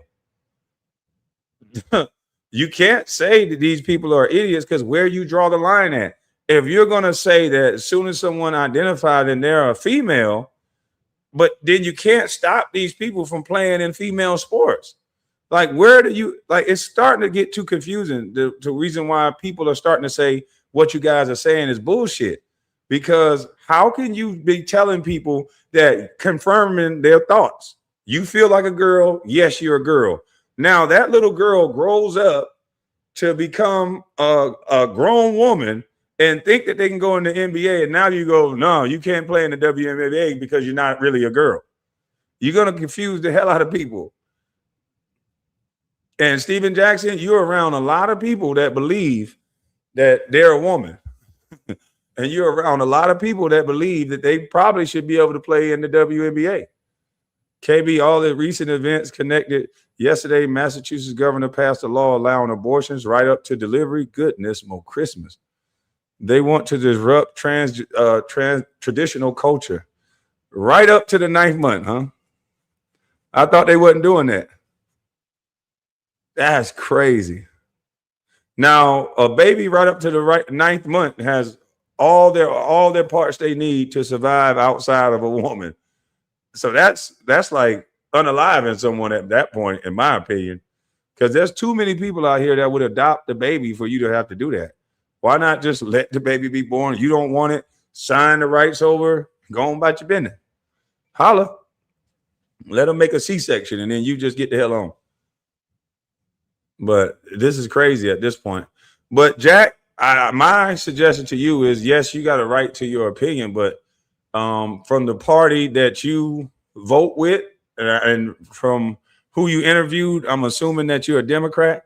And a lot of these people in the Democratic Party, they feel like they've been supportive of any person that feels like a woman, that they are a woman, even down to the children. Fathers would have to accept that their daughter, their boy that they created is now a female. And if you don't accept it, then somehow you're a phobic, you're transphobic. So then what is the difference in this one? How can you say that emphatically when this has been going on for a minute now? Back to when Don Staley was asked about that. Let me go back and hear anybody who thinks a man should play women's sports, a born man should play women's sports, you're an idiot. You are an idiot, bro. You are an idiot. I don't care who you are. You ain't got to talk to me. You can be mad. I don't talk to none of y'all anyway. None of y'all. I don't talk. You are an idiot. Anybody thinks a born man should be playing women's sports, you are an idiot. And you are an insecure person. Okay? 9 out of 10 times, that ain't nothing but a play because motherfuckers not good enough to play with men. You want to just say you a woman and go play with women to try to dominate? That's whack. And you know what it is? It's mostly white men that ain't got no athleticism because we've been dominating basketball and sports. Even our women dominating it. Now y'all want to try to put y'all men in women's sports to dominate it because we dominate basketball? Man, I know the play. I don't think you understand the play, Steven Jackson, because it's just not about basketball. They're putting men around your daughter. They're putting men in your daughter's bathroom. They're putting biological. Why do you stop the conversation at sports, Steven Jackson? Steven Jackson, do you not know that there are men that's on Instagram arguing with transgenders that are trying to enter the bathroom with their wife? Do you not know that there are men arguing with transgenders on the internet trying to enter the bathroom with their little girls? And the man is closing the door saying, you ain't getting in this motherfucking bathroom. So this is a deeper conversation than you calling people names and saying that people are idiots if they want to join sports. They're joining these transgenders into all of women's spaces, the locker rooms, all that. So this is just the beginning, the sports thing. So you can look at Enes Kanter and them as somebody that's trying to protect women, because guess what they are doing? They are causing a lot of people to have a lot of conversations behind the scenes. CNN won't even report on this stuff. If CNN should be praising these women. When what's the twin that came out as the first gay NBA player? God dog it. I played on a team with him too. What's the first gay NBA player? One of the Collins twin. I can't remember if he was Jaron Collins or something Collins. He was the first gay NBA player. They put him up on a pedestal. First person to talk about 1 point a game, Jason Collins. God rest his soul. I think he passed away. God rest his soul. But they pumped him up as if he like got a second life in his NBA career and he just somehow got better. But they propped him up.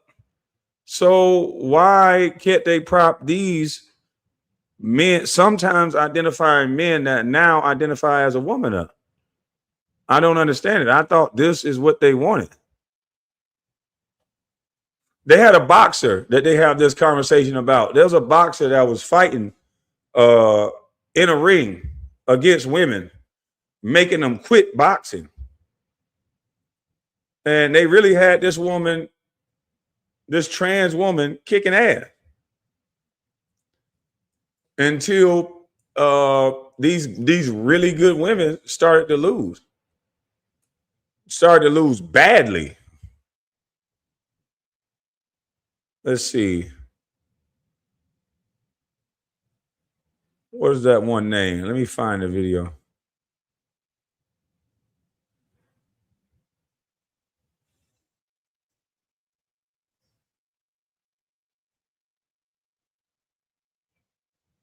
Like, this has been a real thing for a while, so I don't know why Steven Jackson is calling people idiots. And I don't know if it's mostly white men because I haven't done enough research on it. But these are two trans boxers right here. Let me let y'all see this video. This is on a YouTube page. What is it? Gabriel Varga. So this is under fair use. I want to just show y'all that this has been going on for a while. This is not something they've been hiding. This is right in your face, right around the corner from happening in high school to everything else. Jobs, opportunity, police, fire department, warehouse, and factory jobs can't hit quotas hiring trans women, increased chances of landing a job. I'm telling you, like, this is a thing. I don't know why people are trying to avoid the conversation. But I've been having it for a while now, and I've been instructed by other men. You shouldn't have that conversation. I got daughters, so I got to have this conversation. Two trans boxers competing in the female division at the Olympics in 2024. This seems ridiculous to me. And in a moment, we're going to head downstairs. I'm going to take you through some of the articles I saw. We're going to look at some of the fight clips and talk about this in general. But I saw something the other day saying that swimming had disqualified any trans athletes. And I went, okay, that's good.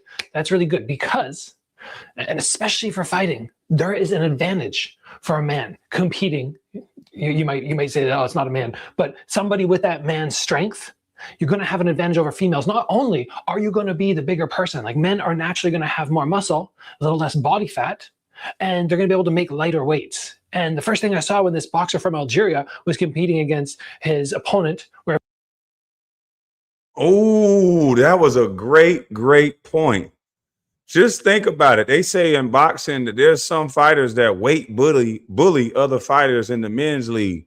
There's some guys that walk around at like 170, 180, and they can still get down to 140, 147. But they still got their bone density, hand size. They may not be able to have, they may have a grueling training camp to get down to that weight. But if they can rehydrate up and they can get themselves back together, they have a huge weight advantage into that fight, even on the male side. So now just think if there's a transgender female that does that same tactic where this transgender female can get lean and get down and then get that weight back up, and boy, that can be a hell of a problem. That could be a hell of a problem. And fighters already have to deal with a lot of brain injuries, CTE when they're done playing. Some of them have speech impediments, slurred speech. Like they take a lot of punishment in these fights. And you're going to have a biological man hitting a woman in the head, in the face, not playing, not wrestling. You're talking about fighting them? So, Steven Jackson, this is a very real thing, man. This ain't just these people, these trans people are competing in the Olympics against women as we speak already. In 2024, they competed in the Olympics, not playing basketball, but punching biological women, Steven Jackson. So this is not something that we could just haul out names at people. This is something that you got to say this. This should be what you're asking yourself, Steven Jackson, if you are against this. You should be saying, who's ushering this in? And who's the party that's doing this? And how do we stop it? What can I vote for? Who can we vote for that's going to allow this not to happen to our women? That's what you should be thinking. You shouldn't be getting online cursing and insulting people. If you don't agree with it, you know what to do. And you got to start thinking about who you're voting for, because all of this is being done by the stroke of a pen. They're ushering in laws and rules that probably you signing up for and you don't even know. But the two things that you should probably be thinking about, who is ushering this in and who can I vote for to stop it if you disagree with it? If you agree with it, then you should be saying, who can I vote for that's going to bring more of this to the future, and I'm going to vote for them. That's what you should be doing. It's very simple. You shouldn't be cursing and yelling. The mentality you're fighting is the ruling class. Oh, Mark just fell off. They don't believe in God. I'm going to wait and see if pregnancy rates suddenly rise against the WNBA locker room.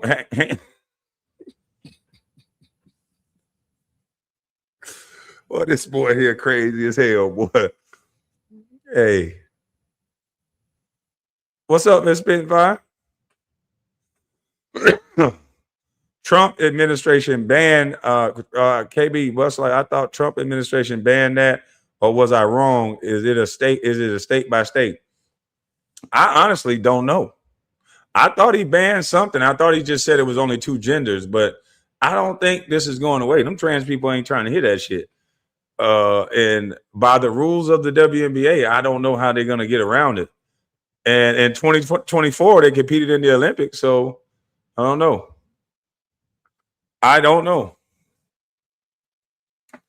Hold on. Put this on. Wherever she was from, I went, man, there's a big size difference. And damage is something which should be completely recognized and acknowledged in boxing. Why would you go, okay, swimming's not allowed to have transgender athletes, but boxing is? And I think, as I understand from reading the article, this really comes down to the sanctioning body. So what are we looking at here? The athlete, Ayman Khelif from Algeria, sorry for the pronunciation, had in the past failed to meet gender eligibility tests at the Women's Boxing Championships in New Delhi last year, prompting their disqualification.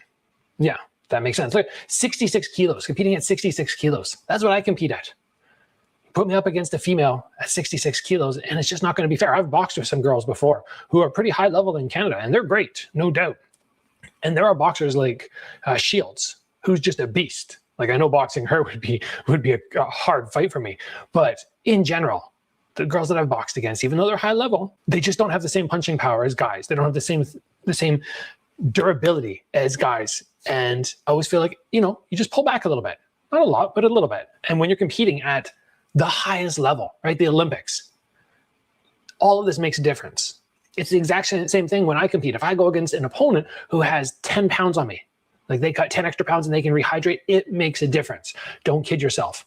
So they were saying, let's see here what we got.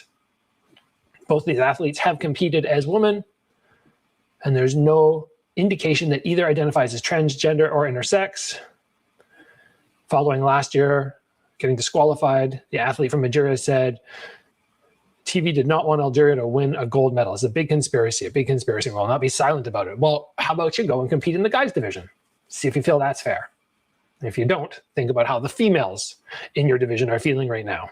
They're probably thinking this is not fair. So here's what we're talking about. The IOC no longer recognizes the IBA as the governing body over the Olympic boxing. And this has been an issue over the last little bit. The governing body was not doing apparently a good job.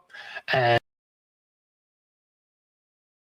I like this lady's take on it because she's asking a question. She's not asking the men these questions because they don't want men to talk about this. You're at risk of losing your job. So the only people that can talk about this is women. And the only thing men can do is either support or don't support. We can't say shit. We men. Shut the hell up. The ban is only for federal programs or facilities. They cannot ban trans in private companies or like the WNBA. See? So I'm not well versed on that, but salute to you. What is your name? Squirtle Power? What the? Salute. Stephen had a pander by going after white men. Oh, you think he pandering by going after white men? Okay. If that was true, where are our black female athletes, politicians? I'm pretty sure that's enough to protest. You notice that, right? None of our prominent black men, women, nobody are going against this situation. D.L. Hughley, none of those people are talking about this situation. Where is Ryan Clark? All those people that talk about everything else. Where's Ryan Clark at? Where is Roland Martin on this issue? Where is, because this is going to affect black women. If you are going to, because if it's all about white men, if they're the ones that's going to take the job, so trans white men are going to come in and take black women's jobs. Where are all these people? What's the other one? The comedian that always jumping around. I used to watch his morning show. What's his name? Damn. That's always scared. That wear a dress. That was in that Friday movie. What's his name? I can't even remember his name no more. I was a big fan. Ricky Smiley. Where the hell is Ricky Smiley at? Where is Steve Harvey? Where's D.L. Hughley? Where's all these Negroes that's not protecting black women? Because black women is going to lose their job.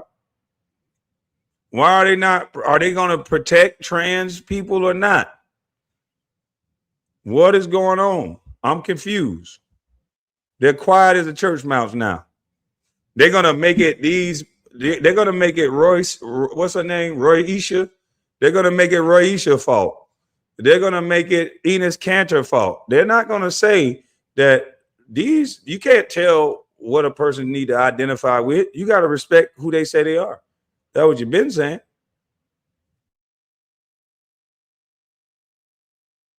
Own worst enemy. Let's talk about it. Taking over their space. Are women to blame for men taking over their spaces? Because they sure seem to be their own worst enemy. Let's talk. Great question, ma'am. You said, are women to blame for men taking over their spaces? Because you think that women are their own worst enemy? Good question, ma'am. About it. So before we dive into the bulk of today's episode, I actually have an update from last week's episode on the alleged trans decline. We will link that episode below, but basically there was a post that went viral of a man saying, hey, it was a professor, and he was saying, trans is on a massive decline with young people, but there was... Hold on, wait, is it still a regular joint? Let me know now. What the avatar look like? Let me know. Is it me? Somebody will say it in a minute. some errors in his reasoning because the survey that he was citing was actually talking about young people identifying as non-binary, not as trans. And so that was interesting in and of itself, but it wasn't actually what he was asserting it to be. And one of the people who called this out was a scientific journalist named Benjamin Ryan, and he actually came back this week with a new update. And this is what he said. News: trans and non-binary identities are indeed in a free fall in college-age Americans. Professor Jean Twenge, hopefully I'm pronouncing that correctly, found new survey data that supports Kaufman's much disputed claim from last week. Twenge also found data indicating the trans identity increased exponentially by birth year until those born after about 2002. So again, Gen Z's fixing it. These identities have plummeted in those born more recently, who are now 20 to 23 years old. Guys, that's us, or that's me, at least. We are killing it. The problem with Kaufman's data, that is the data from last week, the infamous data, was that it didn't distinguish between trans and non-binary identities. The data that Twenge found does. So here you can see some of these numbers here. It peaked for people born around 2000, so just a year younger than me, and then it starts to plummet. Again, here's another example of that, plummeting as more Gen Zers are born year after year. Now, I'm very happy that Benjamin Ryan worked to find the truth rather than just distorting other reports to tell his own story, and this is objectively very positive. This means that truth and reality and common sense and mental health is returning to our society. So this is a very exciting thing. However, women at large are still being forced to compete against biological men. Even though the culture is changing, even though young people are becoming less trans, they are not. And this young lady, it might get canceled. But hey, she said that women are being forced to play against the men. I thought you're not supposed to tell a woman what to do. You can't tell a woman what to do with her body. You can't tell a woman nothing, but now we're going to, KB, let me break it down for you. This is a failure of late stage capitalism. Oh, damn. But before, you can't tell a woman what to do. You can't make a woman feel scared. You can't make a woman anything. And now all of a sudden, women are like secondary to everybody else's feelings and everybody else's thoughts. They can have their body, their choice when it deals with unaliving a kid in certain states up to all the way till it's time for the baby to come out.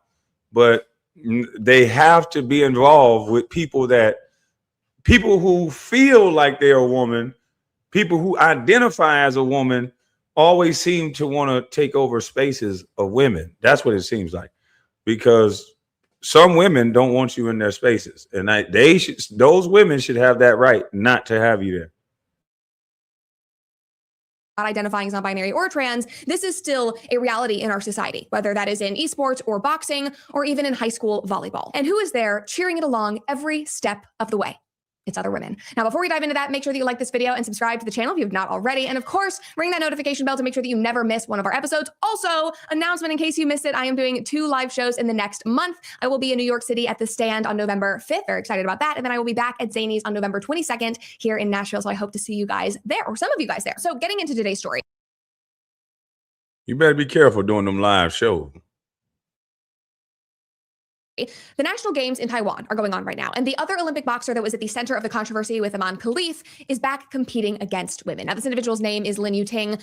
We did not talk about Yuting as much as we did in. So I just want to show Steven Jackson, this is already happening, buddy. So there's a lot of people that must be stupid. And Steven Jackson, I would love to have a conversation with you because you interviewed Kamala Harris. And I know there's a lot of people in that party you just called stupid. And that's what I don't think you know. You called a lot of people in that own party that you represent stupid. And these men are already there and competing in certain sports around the world. Biological male. On Khalif, I feel like I have said everything that could be said about Iman Khalif and the Olympic Committee and their decisions about women's boxing. But now Yuting is back in the spotlight. And Yuting was not required to submit to sex testing for Taiwan's national games, even though he previously failed testing, was barred from the World Boxing Championships, and has been proven to have XY chromosomes. And the competition, guys, is going just as you would expect. Yuting's female opponents are dropping like flies. Redux Magazine, who I love, they've been reporting on this all week. A couple of days ago, they posted this and they said, biologically male Olympic boxer Lin Yuting has returned to the ring after being cleared to fight women at Taiwan's national games without a sex test. Yesterday, his teenage rival abandoned the match in under 2 minutes, fearing for her safety because she was getting hit so hard by a man who was almost a foot taller than her. Now, the next day, Yuting's opponent threw in the towel at the beginning of the second round, just completely gave up. And guys, guess who has been cheering Yuting threw in the towel at the beginning by a man who was almost a foot taller than her. Now, the next day, Yu Ting's opponent threw in the towel at the beginning of the second round, just completely gave up. And guys, guess. Now, if a male boxer that doesn't feel like a woman, if he gives up, especially in the first round, most of the boxers and most of the men are going to call that dude a quitter. They're going to say something crazy because it's like a thing with us men. You're never supposed to give up. You're supposed to go until somebody knock you out, and then if you lose, you lose. And we respect anybody that get in that square circle because you're putting your life on the line.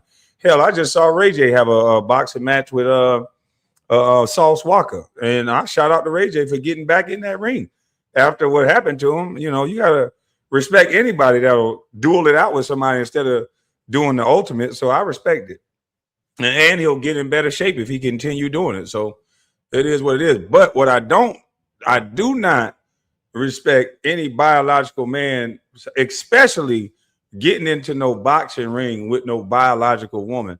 That's crazy. And that's the reason why you don't see women that are biological women switching over to boxing men. I know Carissa Shields, she want to try it, and she's a skilled fighter. But if you put her in there with the top level man, or even sometimes the mid-level man, she's going to get herself hurt. And so that's just one person that's trying to do that. There's not a bunch of women that's saying, I want to go out here and just box biological men. They're not saying that. Carissa Shields is like the only woman I've heard say that. And could she beat some men? Yeah, she's that skilled. But the majority of the other male boxers, she's not going to beat. She's going to get hurt. And that's the sad reality of the situation, especially if a male goes in there and give everything they got. Like, that's going to be a problem. So I don't know. But I don't agree with that. I don't think any biological male should compete with biological females, but under the rules that they have in place and everything that they've been saying, you have to respect it. Anybody else who went against this, they lost their job. They got them in your offices right now. They're teaching y'all sensitivity training at your jobs right now. And if you speak against a trans woman doing anything at your job, you will be fired. If you speak against a trans woman doing anything anywhere in the corporate world, you will be fired. So why are we allowed to speak against them right now? As a father, if you tell your little boy, get out that goddamn flip-flop or get out that damn your mama's shoe, you ain't no damn girl. That kid go to school and tell the school, I feel like a girl and my daddy won't let me be a girl. Daddy, they're going to let you know that, hey, you done fucked up. You got to let that kid be whatever it want to be. See how that's been working? So I don't know. Y'all haven't said nothing up until now. I said something a long time ago, but you guys haven't said anything up until now. I haven't heard Steven Jackson say anything up until now. Who has been cheering Yu Ting along the entire time since the Olympics. It's other women. It's always other women, not his competitors, but women outside of the sport of boxing who feel virtuous by demanding that Yu Ting be allowed in other women's spaces. Now, the founder of Redux replied to one of these clips of him competing in Taiwan right now and said, in just 1 year, Lin Yu Ting, a cheating man who punches women, has been, thanks by the government, honored on International Women's Day, made the representative for the national games, and then this is possibly the most egregious, received a sponsorship from a sanitary pad company. And I say that it's the most egregious thing because that is a company run by women. It is a company only for biological women, and they are standing behind a cheating biological man who has been barred from competing in other competitions against women due to safety concerns and is saying, yep, no, we're totally fine with this. We are standing behind you. And we will play you the ad right now, and I will read you what they captioned this video. They said, when magic tries to distort the facts, okay, direct all doubtful eyes on her. We'll tell the world Lin Yu Ting is our spokesperson, a spokesperson for a sanitary tampon brand. As a girl, she will not only endorse our products, but more, she will endorse our belief in girls because we believe tampon brand on her. When magic.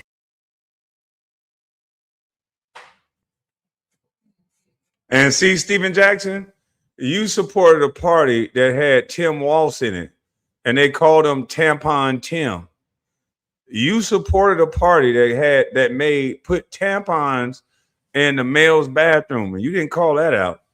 I didn't hear you say anybody who think that a little boy need a tampon is stupid. He didn't say that. And now you have a biological male promoting tampons. That's taking a job away from a biological woman.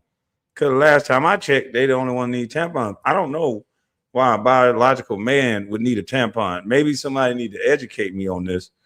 But I thought that was for women that have menstrual cycles. So everything that I've learned seems to be unlearned. But I don't remember hearing Steven Jackson saying anything about it.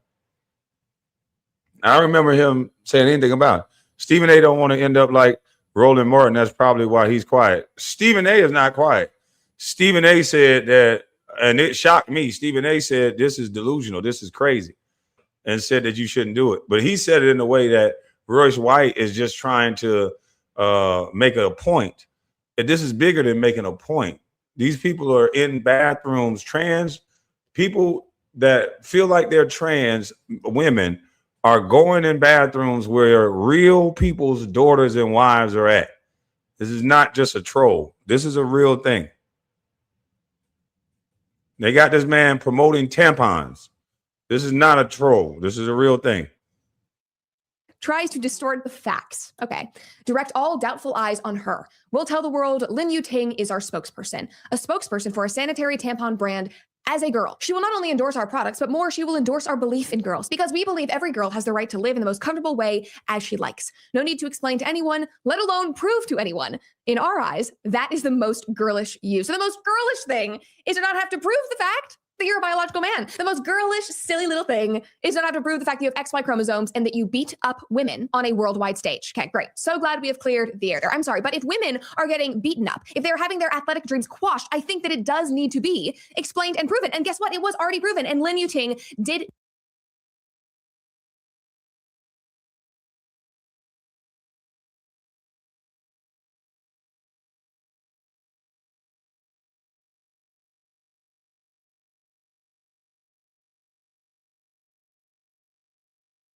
Not pass the test. That has been determined, just as it was determined with Iman Khalif. And it is disgraceful that the government of Taiwan has put its female athletes in this position, and the women's, like the ones behind this tampon company, are shoving this down their consumers' throats. Now, thankfully, my friends over at Bon Charge actually want to protect the health and safety of their female customers, and I protect my health thanks to their Bon Charge sauna blanket. This sauna blanket gives you all the benefits of an infrared sauna, like sweating out the toxins, boosting circulation, easing your sore muscles, improving sleep, but it is in the comfort of a fifth automatic G300 and CCUs on campus students at four-year universities. Economical. So if scholarships you may qualify. Again, my own demise. We can now competition just took place, and I won the all women's Fortnite competition, the Milk Cup. Well, it was a biological man who goes by the name of Vader, and here is the post from the Milk account, and they are congratulating Vader and his teammate. Now, the best part of this entire situation, which was just so certifiably insane, was when Vader was asked this question at the end of the tournament. Just listen. Vader, one last question for you. Coming into something like the Milk Cup Championship, a place for women, made by women for women. What does it mean to you now standing here as a winner of a place like this that is about the presence of women in esports? Now, I just have to say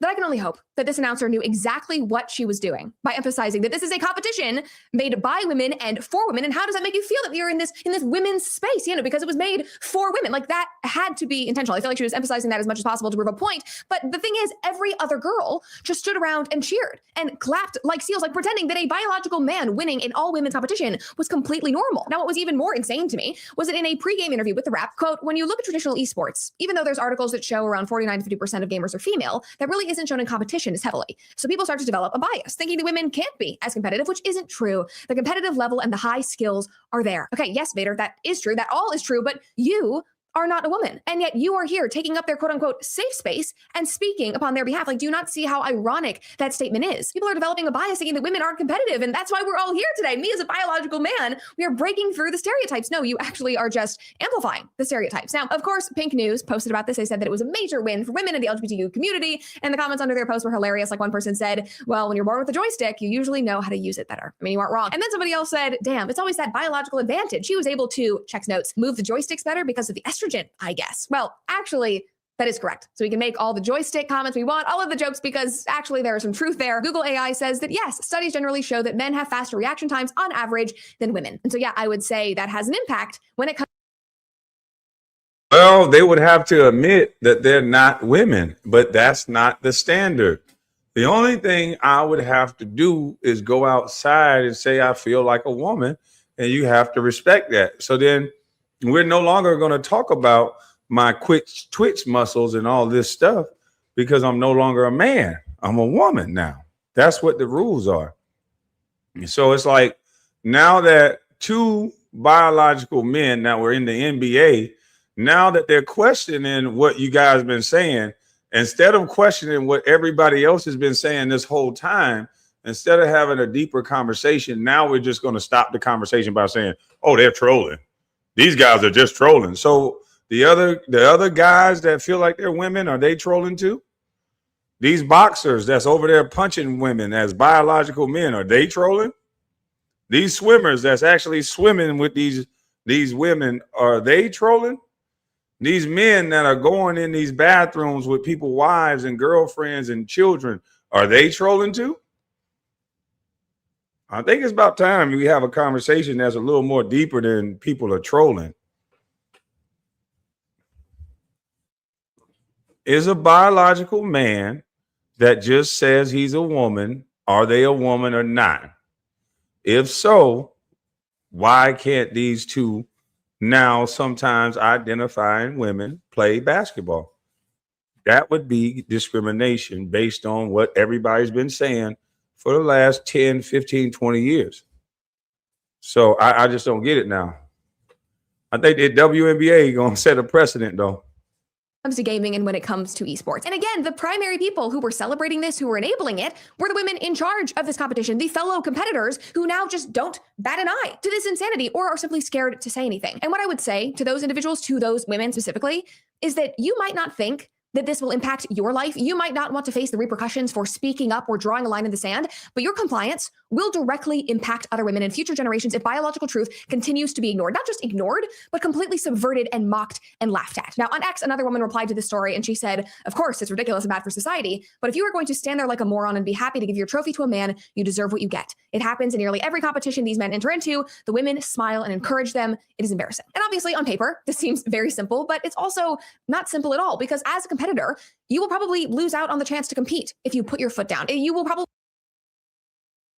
That's a fact. If you put your foot down, Sophie is at risk. Like, she might be, if she wasn't so good, she'd be out of the league. If she wasn't so charismatic on that winning team, she'd be out of the league. But if you stand up as a woman and say this is not something that you want around you, you're going to be the one that they get rid of. It's not going to be the trans person. You're going to be the one that get rid of. So this is happening in weightlifting competitions.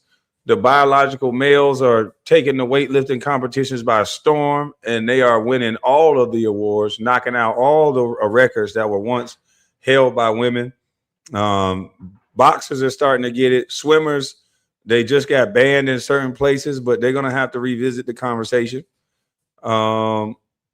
This is a real conversation. I don't know why we always late to the party. People are scared to have it because if someone gets offended and they tag you homophobic, it's over. So that's why I'm going to be on the right side of history. I'm all for these two trans women going to play in the WNBA because I'm not going to marginalize anyone. I'm going to be all inclusive.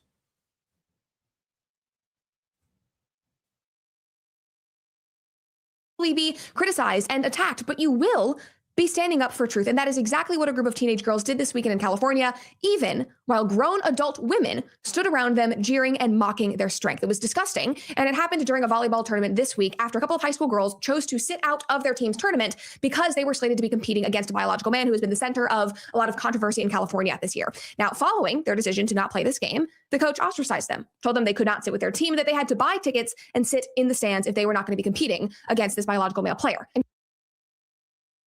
told them they had to buy tickets and sit in the stands. Holy shit. So Steven Jackson, there's some more stupid people. There's some more stupid people, Steven Jackson. And women are being made to not be able to compete, Steven. Are you going to say anything about this, Steven? Their team, that they had to buy tickets and sit in the stands if they were not going to be competing against this biological male player. And guess what happens next? A group of moms who were in support of that biological man came to sit near them, intentionally moved seats, came to sit near these girls, and they mocked and egged them on. But that was... Oh, wow. Lord have mercy. See, leave it to these white liberal women, boy. Not only did the children do what they asked them to do, they sat in the stands and did not compete, But now they have to be, now women, young girls are being isolated and singled out by these women and clapped behind their head and doing all these agitating things when these girls are just sitting in the stand. Could not be a part of their team because they didn't want to compete against them. So yeah, this is a conversation that you got to have. Because if you don't support this, they will go after you. They will take you out. So you got to have these conversations, ladies, because it's coming soon. Either you're going to have their own trans league or they're going to be playing with our daughters. And you can keep your eyes shut. You can keep thinking that this is not going to happen, but it's everywhere anyway. Came to sit near them, intentionally moved seats, came to sit near these girls, and they mocked and egged them on. But that was not even the worst part, because at the end of the game, the girls and their families, in addition to a few supporters, posed for a photo. And this is what they saw behind the camera. And I will freeze this frame for you right here. That is a mother and her, looks to be adult daughter, young adult daughter, flipping off these girls, doing thumbs down, boo you. That is what they saw directly behind. Now, I thought they was all inclusive, though. So wait a minute. If you're all inclusive, then they have a right to not compete against you. You're all inclusive.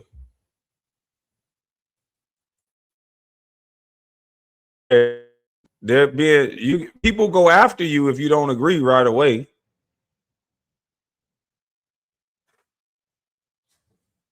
Yeah, they're gonna bully their way into every woman's space, and you better agree with it, or you're gonna get fired. You're gonna be taken off your social media platforms.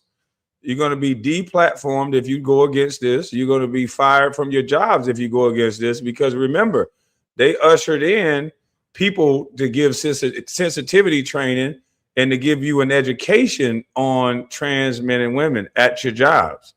So no one speaks up against this because they will call you a name and you will be labeled as that name, and then you will be fired. So people don't say anything, but this is a real conversation.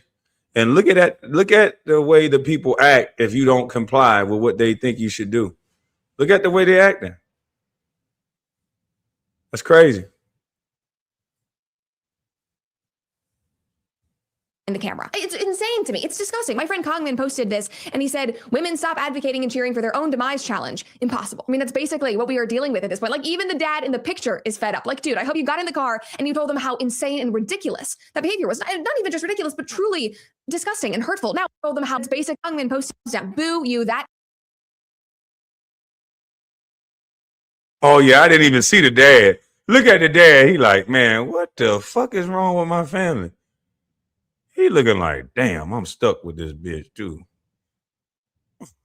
That we just gonna flip people off for doing what they decide to do. If we gotta respect it on one side, why don't they have to respect your decision on the other side? That's the only thing I don't like. Don't bully anybody into anything. Have a conversation around it, but stop all this bullying and forcing people to try to feel bad if they don't agree. That's the only thing I do not like. Respect is not a one-way street. It goes both ways. But not in this world. Is what they saw directly behind the camera. It's insane to me. It's disgusting. My friend Kongman posted this and he said, women stop advocating and cheering for their own demise challenge. Impossible. I mean, that's basically what we are dealing with at this point. Like, even the dad in the picture is fed up. Like, dude, I hope you got in the car and you told them how insane and ridiculous that behavior was. Not even just ridiculous, but truly disgusting and hurtful. Now, did the girls and their families, did they wear shirts supporting their cause? Yes, they were wearing things from the brand XXXY. They were saying save women's sports, that kind of thing. But did this group jeer and throw slurs at the other team or the biological man? No. Did they jeer back at the mothers who were egging them on? No.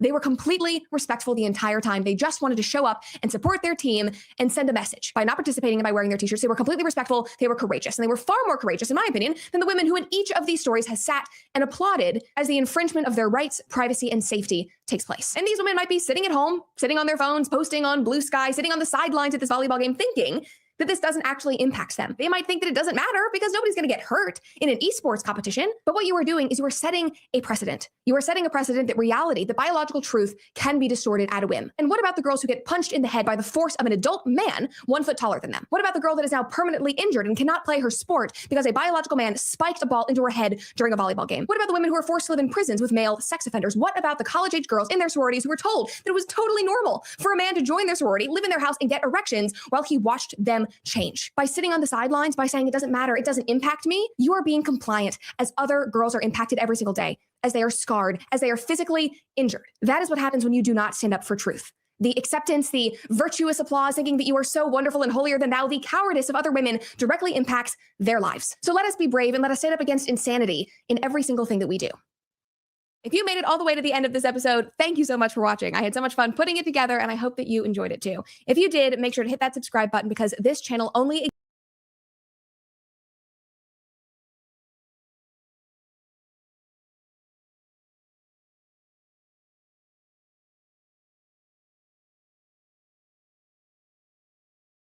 I go to the end of this video. What's up, Miss Colin? I want to go to the end of this video right here because I didn't realize that talked about this Jamel Hill. I didn't get to her part, I don't think. I think I went over this video.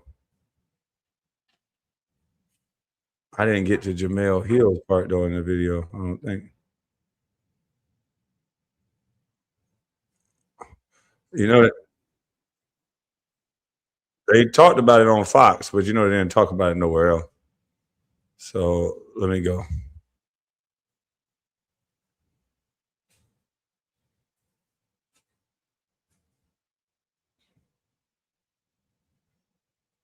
Okay, here is Enes Freedom talking about his decision because he sometimes identifies as a woman to enter the WNBA draft. My team and I have carefully examined the WNBA's eligibility criteria and governing framework surrounding self-identification and inclusion. Based on the current guidelines, I can and am officially declaring my eligibility for the upcoming WNBA draft in May 2027. I am definitely not here to mock, make fun of, or disrespect any community or personal choices. I am simply asking that the current rules be applied equally to everyone, the rules that represent the very values many WNBA players and coaches have publicly advocated for. Great minds think alike, and it's only fair that some of us get a shot to play in the women's association. I'm 260 pounds, 265 pounds, 6'8". Can palm a man's basketball probably as easily as any player in history. I'm sure that the women's basketball is going to fare even easier to palm, which is a huge advantage. Now, I find this to be hilarious, right? And the reason why I say this is hilarious is because, one, it's an obvious trap, right? It's an obvious gotcha, right? But a legitimate gotcha, right? Not one of those fake gotchas that liberals like to pull against conservatives, but real gotcha, right? It forces the WNBA to define what a woman is, okay? Is a woman what they claim, right? What they say in lip service, which is, anybody, right? Anybody who identifies as a woman, or does a woman actually have meaning? Because if a woman does not have meaning, there's no reason for the WNBA to be against men, former NBA players, declaring for the WNBA draft, being in the league, playing against the women players, right?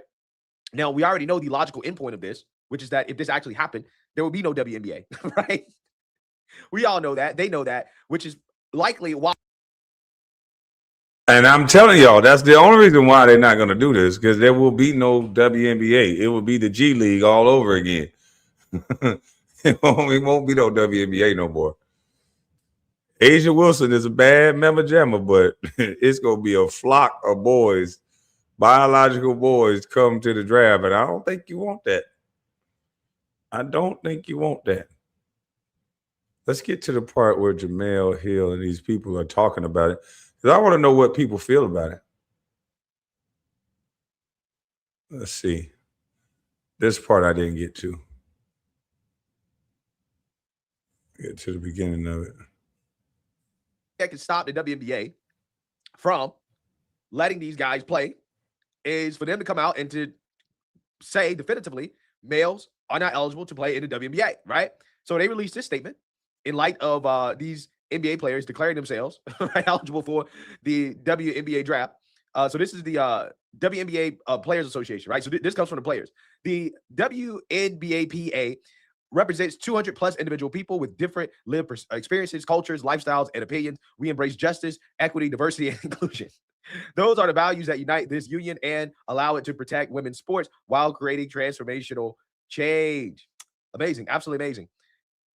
It's funny how they're now talking about embracing justice, equity, diversity, and inclusion, right? So they lead with the woke line, right? And then after that second line, they say, well, we want to protect women's sports, right? Okay. Well, we're going to see, right? We're going to see hate, abuse, and demonization of any person. You want to protect women's sports. What is a woman? What is a woman? I don't know. Katashi Brown, what's a woman? Or group of people, including transgender people, only fuel fear, division, and harm. We will continue to have hard conversations, but we will not be used as political bonds. Support the players, support the fans at games, notify security if you witness hateful, violent, or abusive behavior online, report abusive posts, and drown out the bots and bad actors at home. Tell your elected officials to strengthen Title IX. Yeah, so again, this is incoherent to me, right? I'm not entirely sure how you can be pro-trans people playing in sports, right? Pro equity, diversity, and inclusion, right? But at the same time, you're trying to protect women's sports and you want to strengthen Title IX. It doesn't make sense. It's nonsensical. But again, these aren't serious people. That's why, like, a lot of this stuff is very unserious. It doesn't really make sense. Okay, so of course you have liberals who are now boohoo whining crying about this, right? They're upset. They're panicking over this. Enes Kanter, a former NBA player and wildly enough, considering the story, someone who was nominated for Nobel Peace Prize, announced on the artist formerly known as Twitter that he will be declaring himself eligible for the WNBA draft, citing the fact that him and his team looked at the eligibility requirements and a simple declaration was all that would be required for him to qualify for said draft. Now, to be clear, Enes Kanter does not believe himself to be a woman. Enes Kanter is not trans. Enes Kanter is an asshole who is using a major story, a culture war story, in order to cling to relevance. He is doing the work of right-wing nut jobs who are rallying around this non-issue in order to prop himself up, to make himself relevant. And in essence, also undermining the very integrity of all conversations around trans athletes and undermining the integrity of women's sports in the process. Because to be clear, as much as I hear conservatives say we're trying to keep boys out of women's sports, they are not having an honest conversation about who trans people are and what is required of trans athletes to actually participate in sports. They always deduce it down to someone just simply deciding one day that they are a woman, which is not how trans identity works in any way, shape, or form. And yet here is Enes Kanter living out the fantasy that they believe. And they are cheering him on because they believe that it is owning the libs and owning the W. But once again, Enes Kanter is not trans. Enes Kanter is not a woman. Enes Kanter is an asshole. And I will always come back to the reality that this is a non-issue. There is not a prevalence of trans athletes.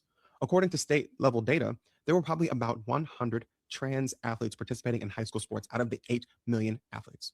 According to the NCAA president back in 2024, before trans athletes were banned, there were less than 10, which factors out to about 0.001% of all athletes were trans. I can't believe y'all are going to make me talk about the WNBA, but this is one of the dumbest things I've ever seen or heard. I don't even know this guy's name. Frankly, I don't care to learn it. But I'm sure you've seen this story about him making this whole ass video to try to stay relevant, saying that he's declaring for the WNBA, and then all he has to do is declare that he's going to join the WNBA, and they have to let him try out, which there's not a tryout for the WNBA. That's stupid. Or if not, his lawyers are going to sue for discrimination, which is the weirdest, like, I got you moment for the Republicans I've seen in a long time. But also, it's not a gotcha, which is how dumb they are.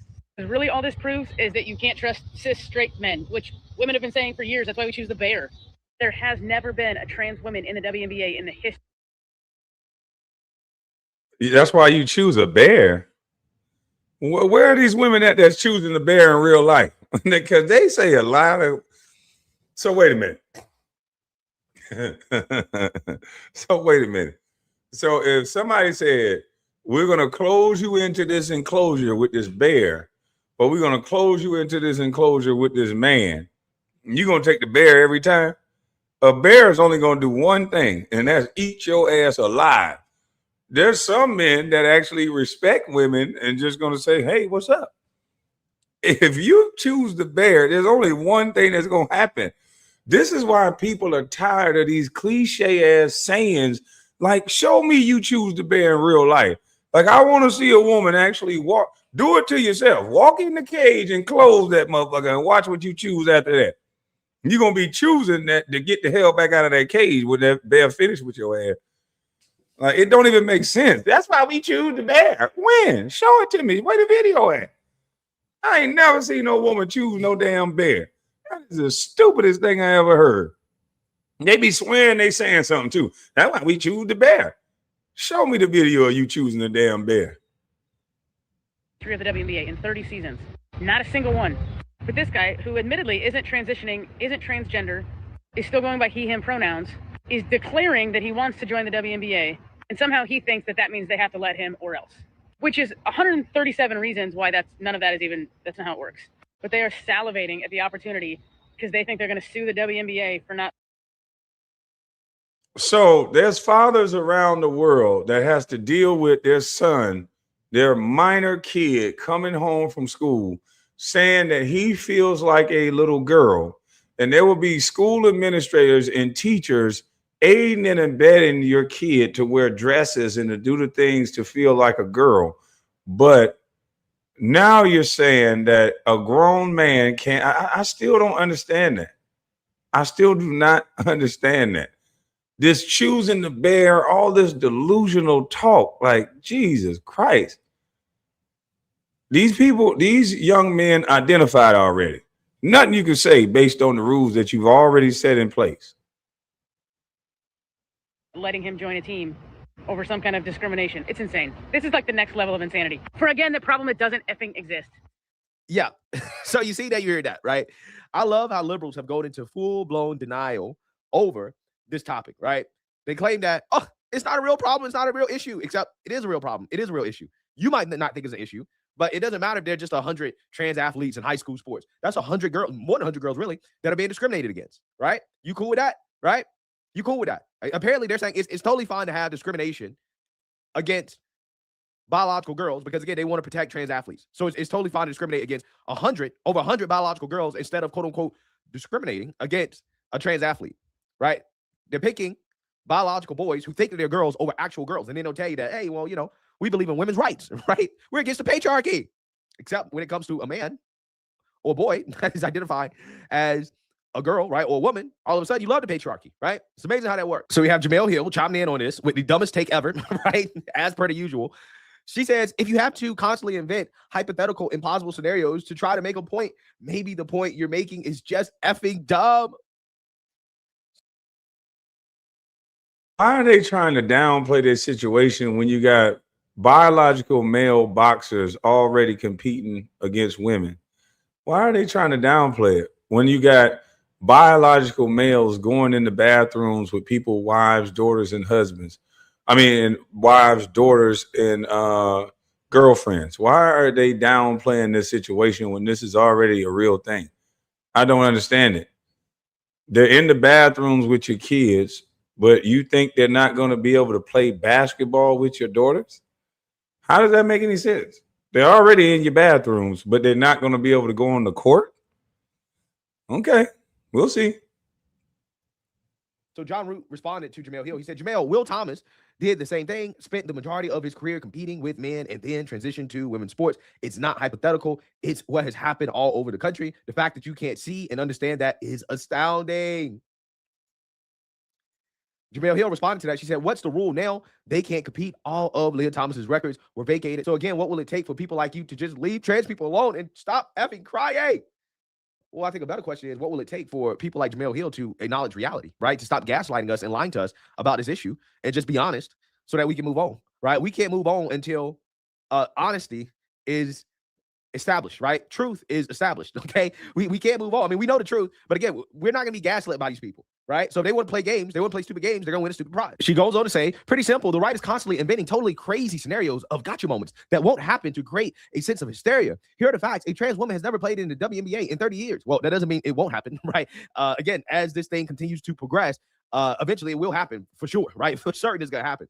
Trans women are barred from competing in women's sports in the NCAA and the Olympics. 29 states have banned trans girls' participation in women's sports, K through 12. The Supreme Court rule states can exclude trans girls from participating in women's sports. Y'all won. Y'all got it. So why is the right still crying and whining about an argument that is backed by law and policy at virtually every level?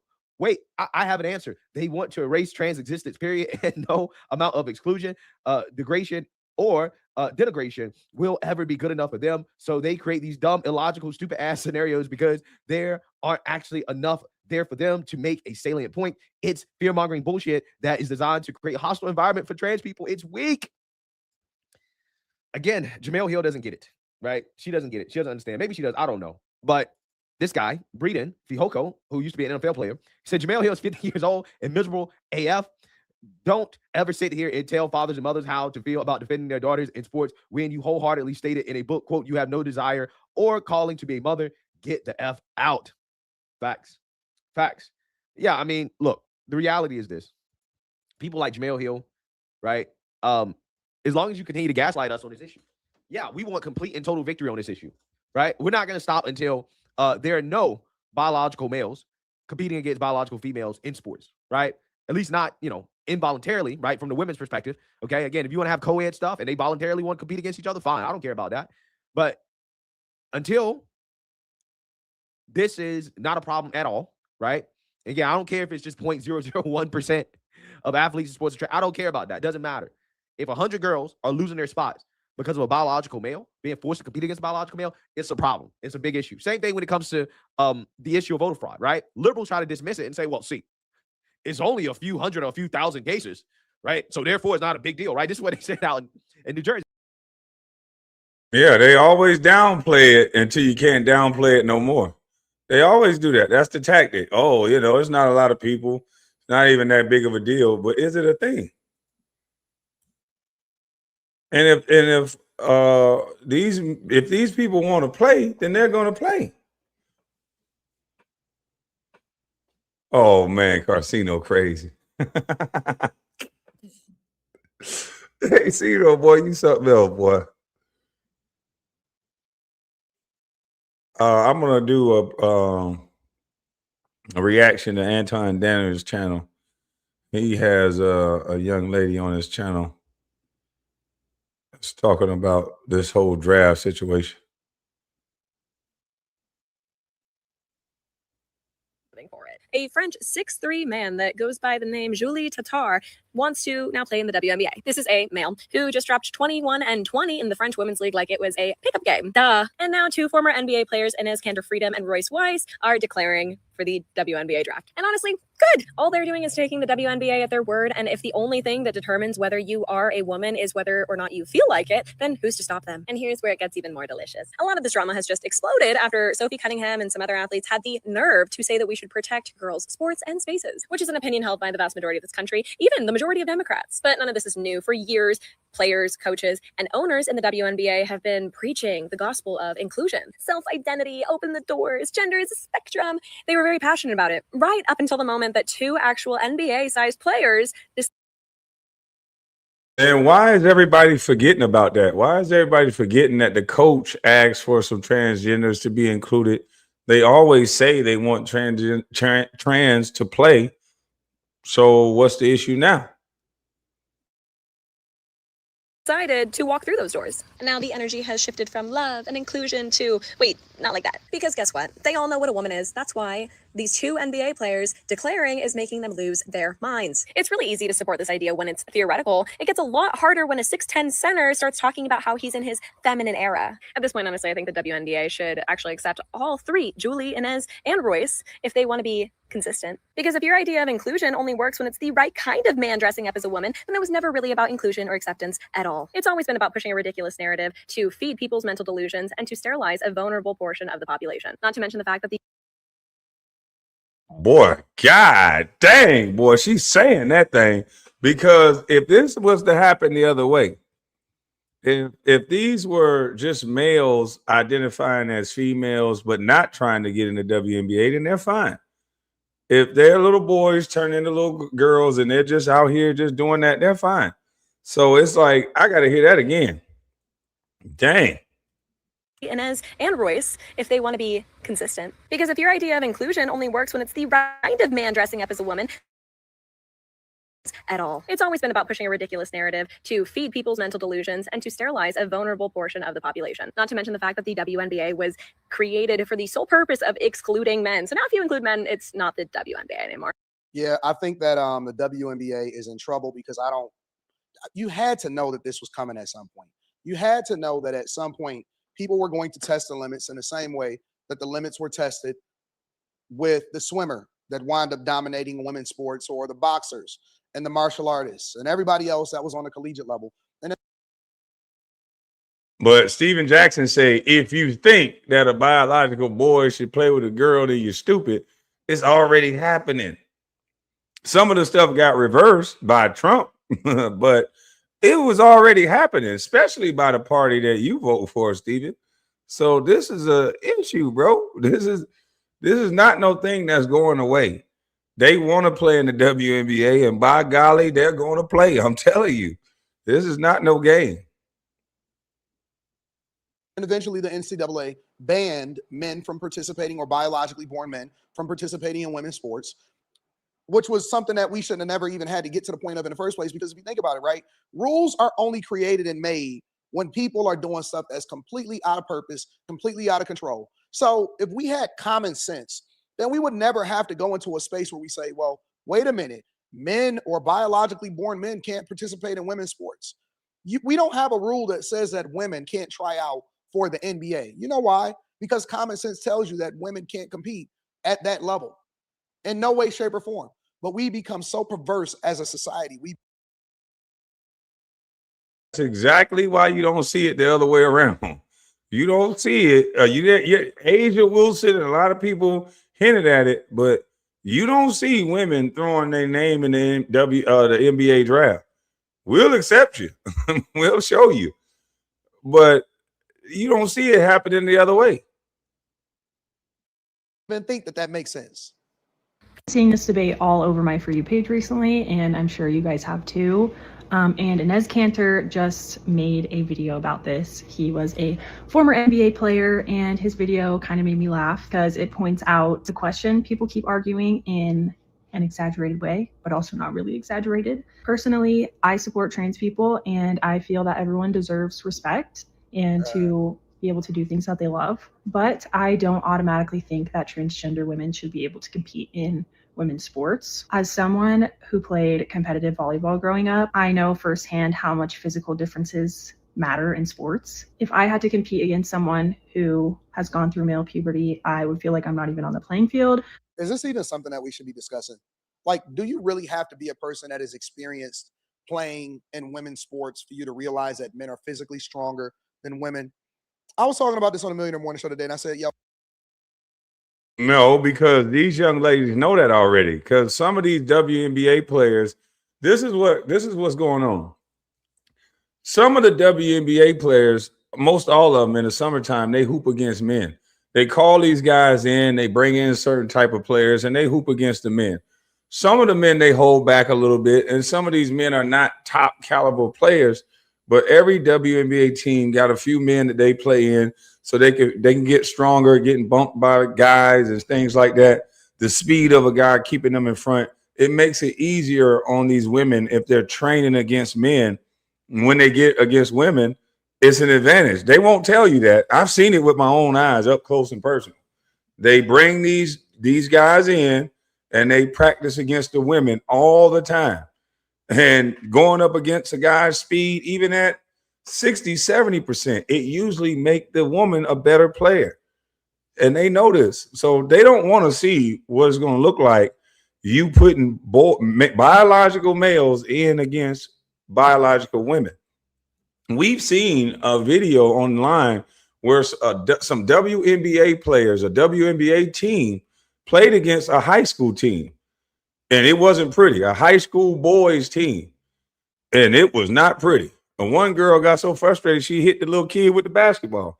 So you don't want to see that. That's not something that we should want to see. But hey, again, under the rules that's set forth, I'm going to abide by the rules because that's what they've been preaching. If you get into a pillow fight and you hit a chick too hard with a pillow, you can knock her out as a man. Then when I'm playing co-ed divisions, this conversation is insane to me. I've played many co-ed divisions, and the game is completely different than when I'm playing against women. To me, I feel like this is a fairness issue and not a hatred issue, like some people are arguing. It's just difficult because I don't really have a solution. I do feel like as participation grows, there could be a transgender league or division where athletes have their own space to compete. I know there's a lot of logistical challenges with that, but I feel like it's a conversation worth having because I'd love to see a solution that's inclusive and fair to everyone, because I do And look how slim this woman's shoulders are. They're natural. That like she's naturally smaller than a natural born male. She's naturally stronger. But he said they may train, but the men still hold back on physicality. Yeah, I know. I've seen it. That's why I say even at 50%, 60%, the men going against them, they're still going to be better players because of it, because of the size of a man, the speed of a man. It helps out a lot when these girls get against women. It makes it easier for them. Recognize that trans women should not be competing with males. I don't think that would be a very safe space for them. So if you're a biologically born male, you can't compete with other men. Think about what we're saying. So now we got to have all of these base head leagues and these modifications of leagues because y'all want to feel included instead of just rolling with whatever it was that you was born with and competing on that level.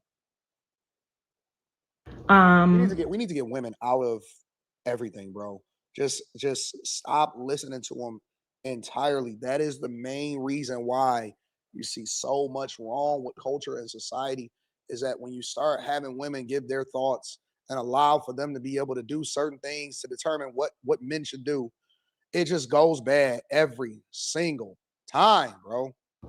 But I also don't think they should be competing with women because I just think it's I don't necessarily agree with that, and I don't want no smoke from that comment. I'm just going over the video, so I don't have to agree with that. But damn, he might as well say women need to sit down and shut up, just like that woman told us. Compare. We're just built different, and that's it. We're built different. That's just my opinion, though. What do you guys think? Let me know what you guys think inside of the comments. I'm curious. Somebody said I agree with Antoine on this one. Damn, but KB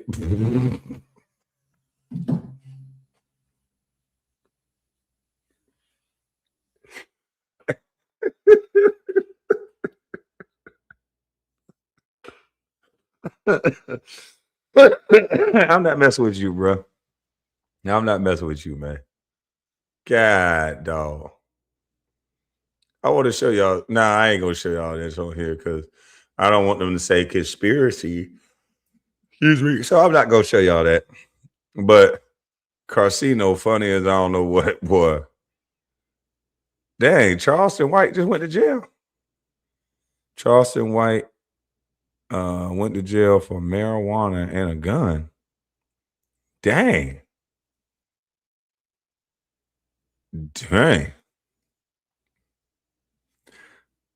I might have to go react to this other video on my other channel. Carcino funny as hell.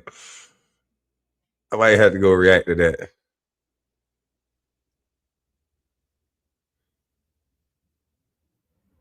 But yeah, man.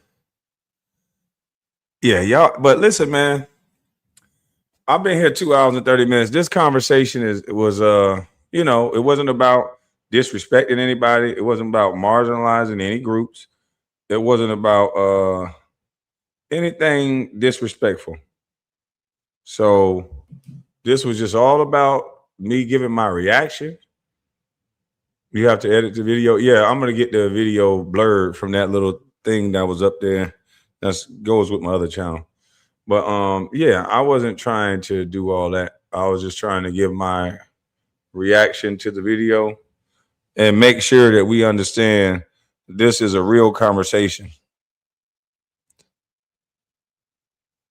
This is a real conversation, and I think that people should take it more seriously. And let's define what it is that we're in, what direction that you're trying to go.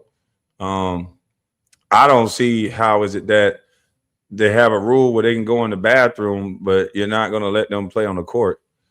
I think they're going to eventually have to either let them play or come up with something for them to feel included, because it's going in that direction. It's definitely going in that direction. Whether people want to deal with it or not, it's going in that direction. But you guys have a blessed day. I got to get up and get moving. I got to get up out of this thing. So y'all have a blessed day. I'm up out of this thing. I'm gone. Oh, and let me edit that damn video because I thought that look, is it still me? Because I see me on the screen. Do y'all see me or y'all see this? No, I got to get that squirt gun up out of this live. But y'all have a blessed day. Gone.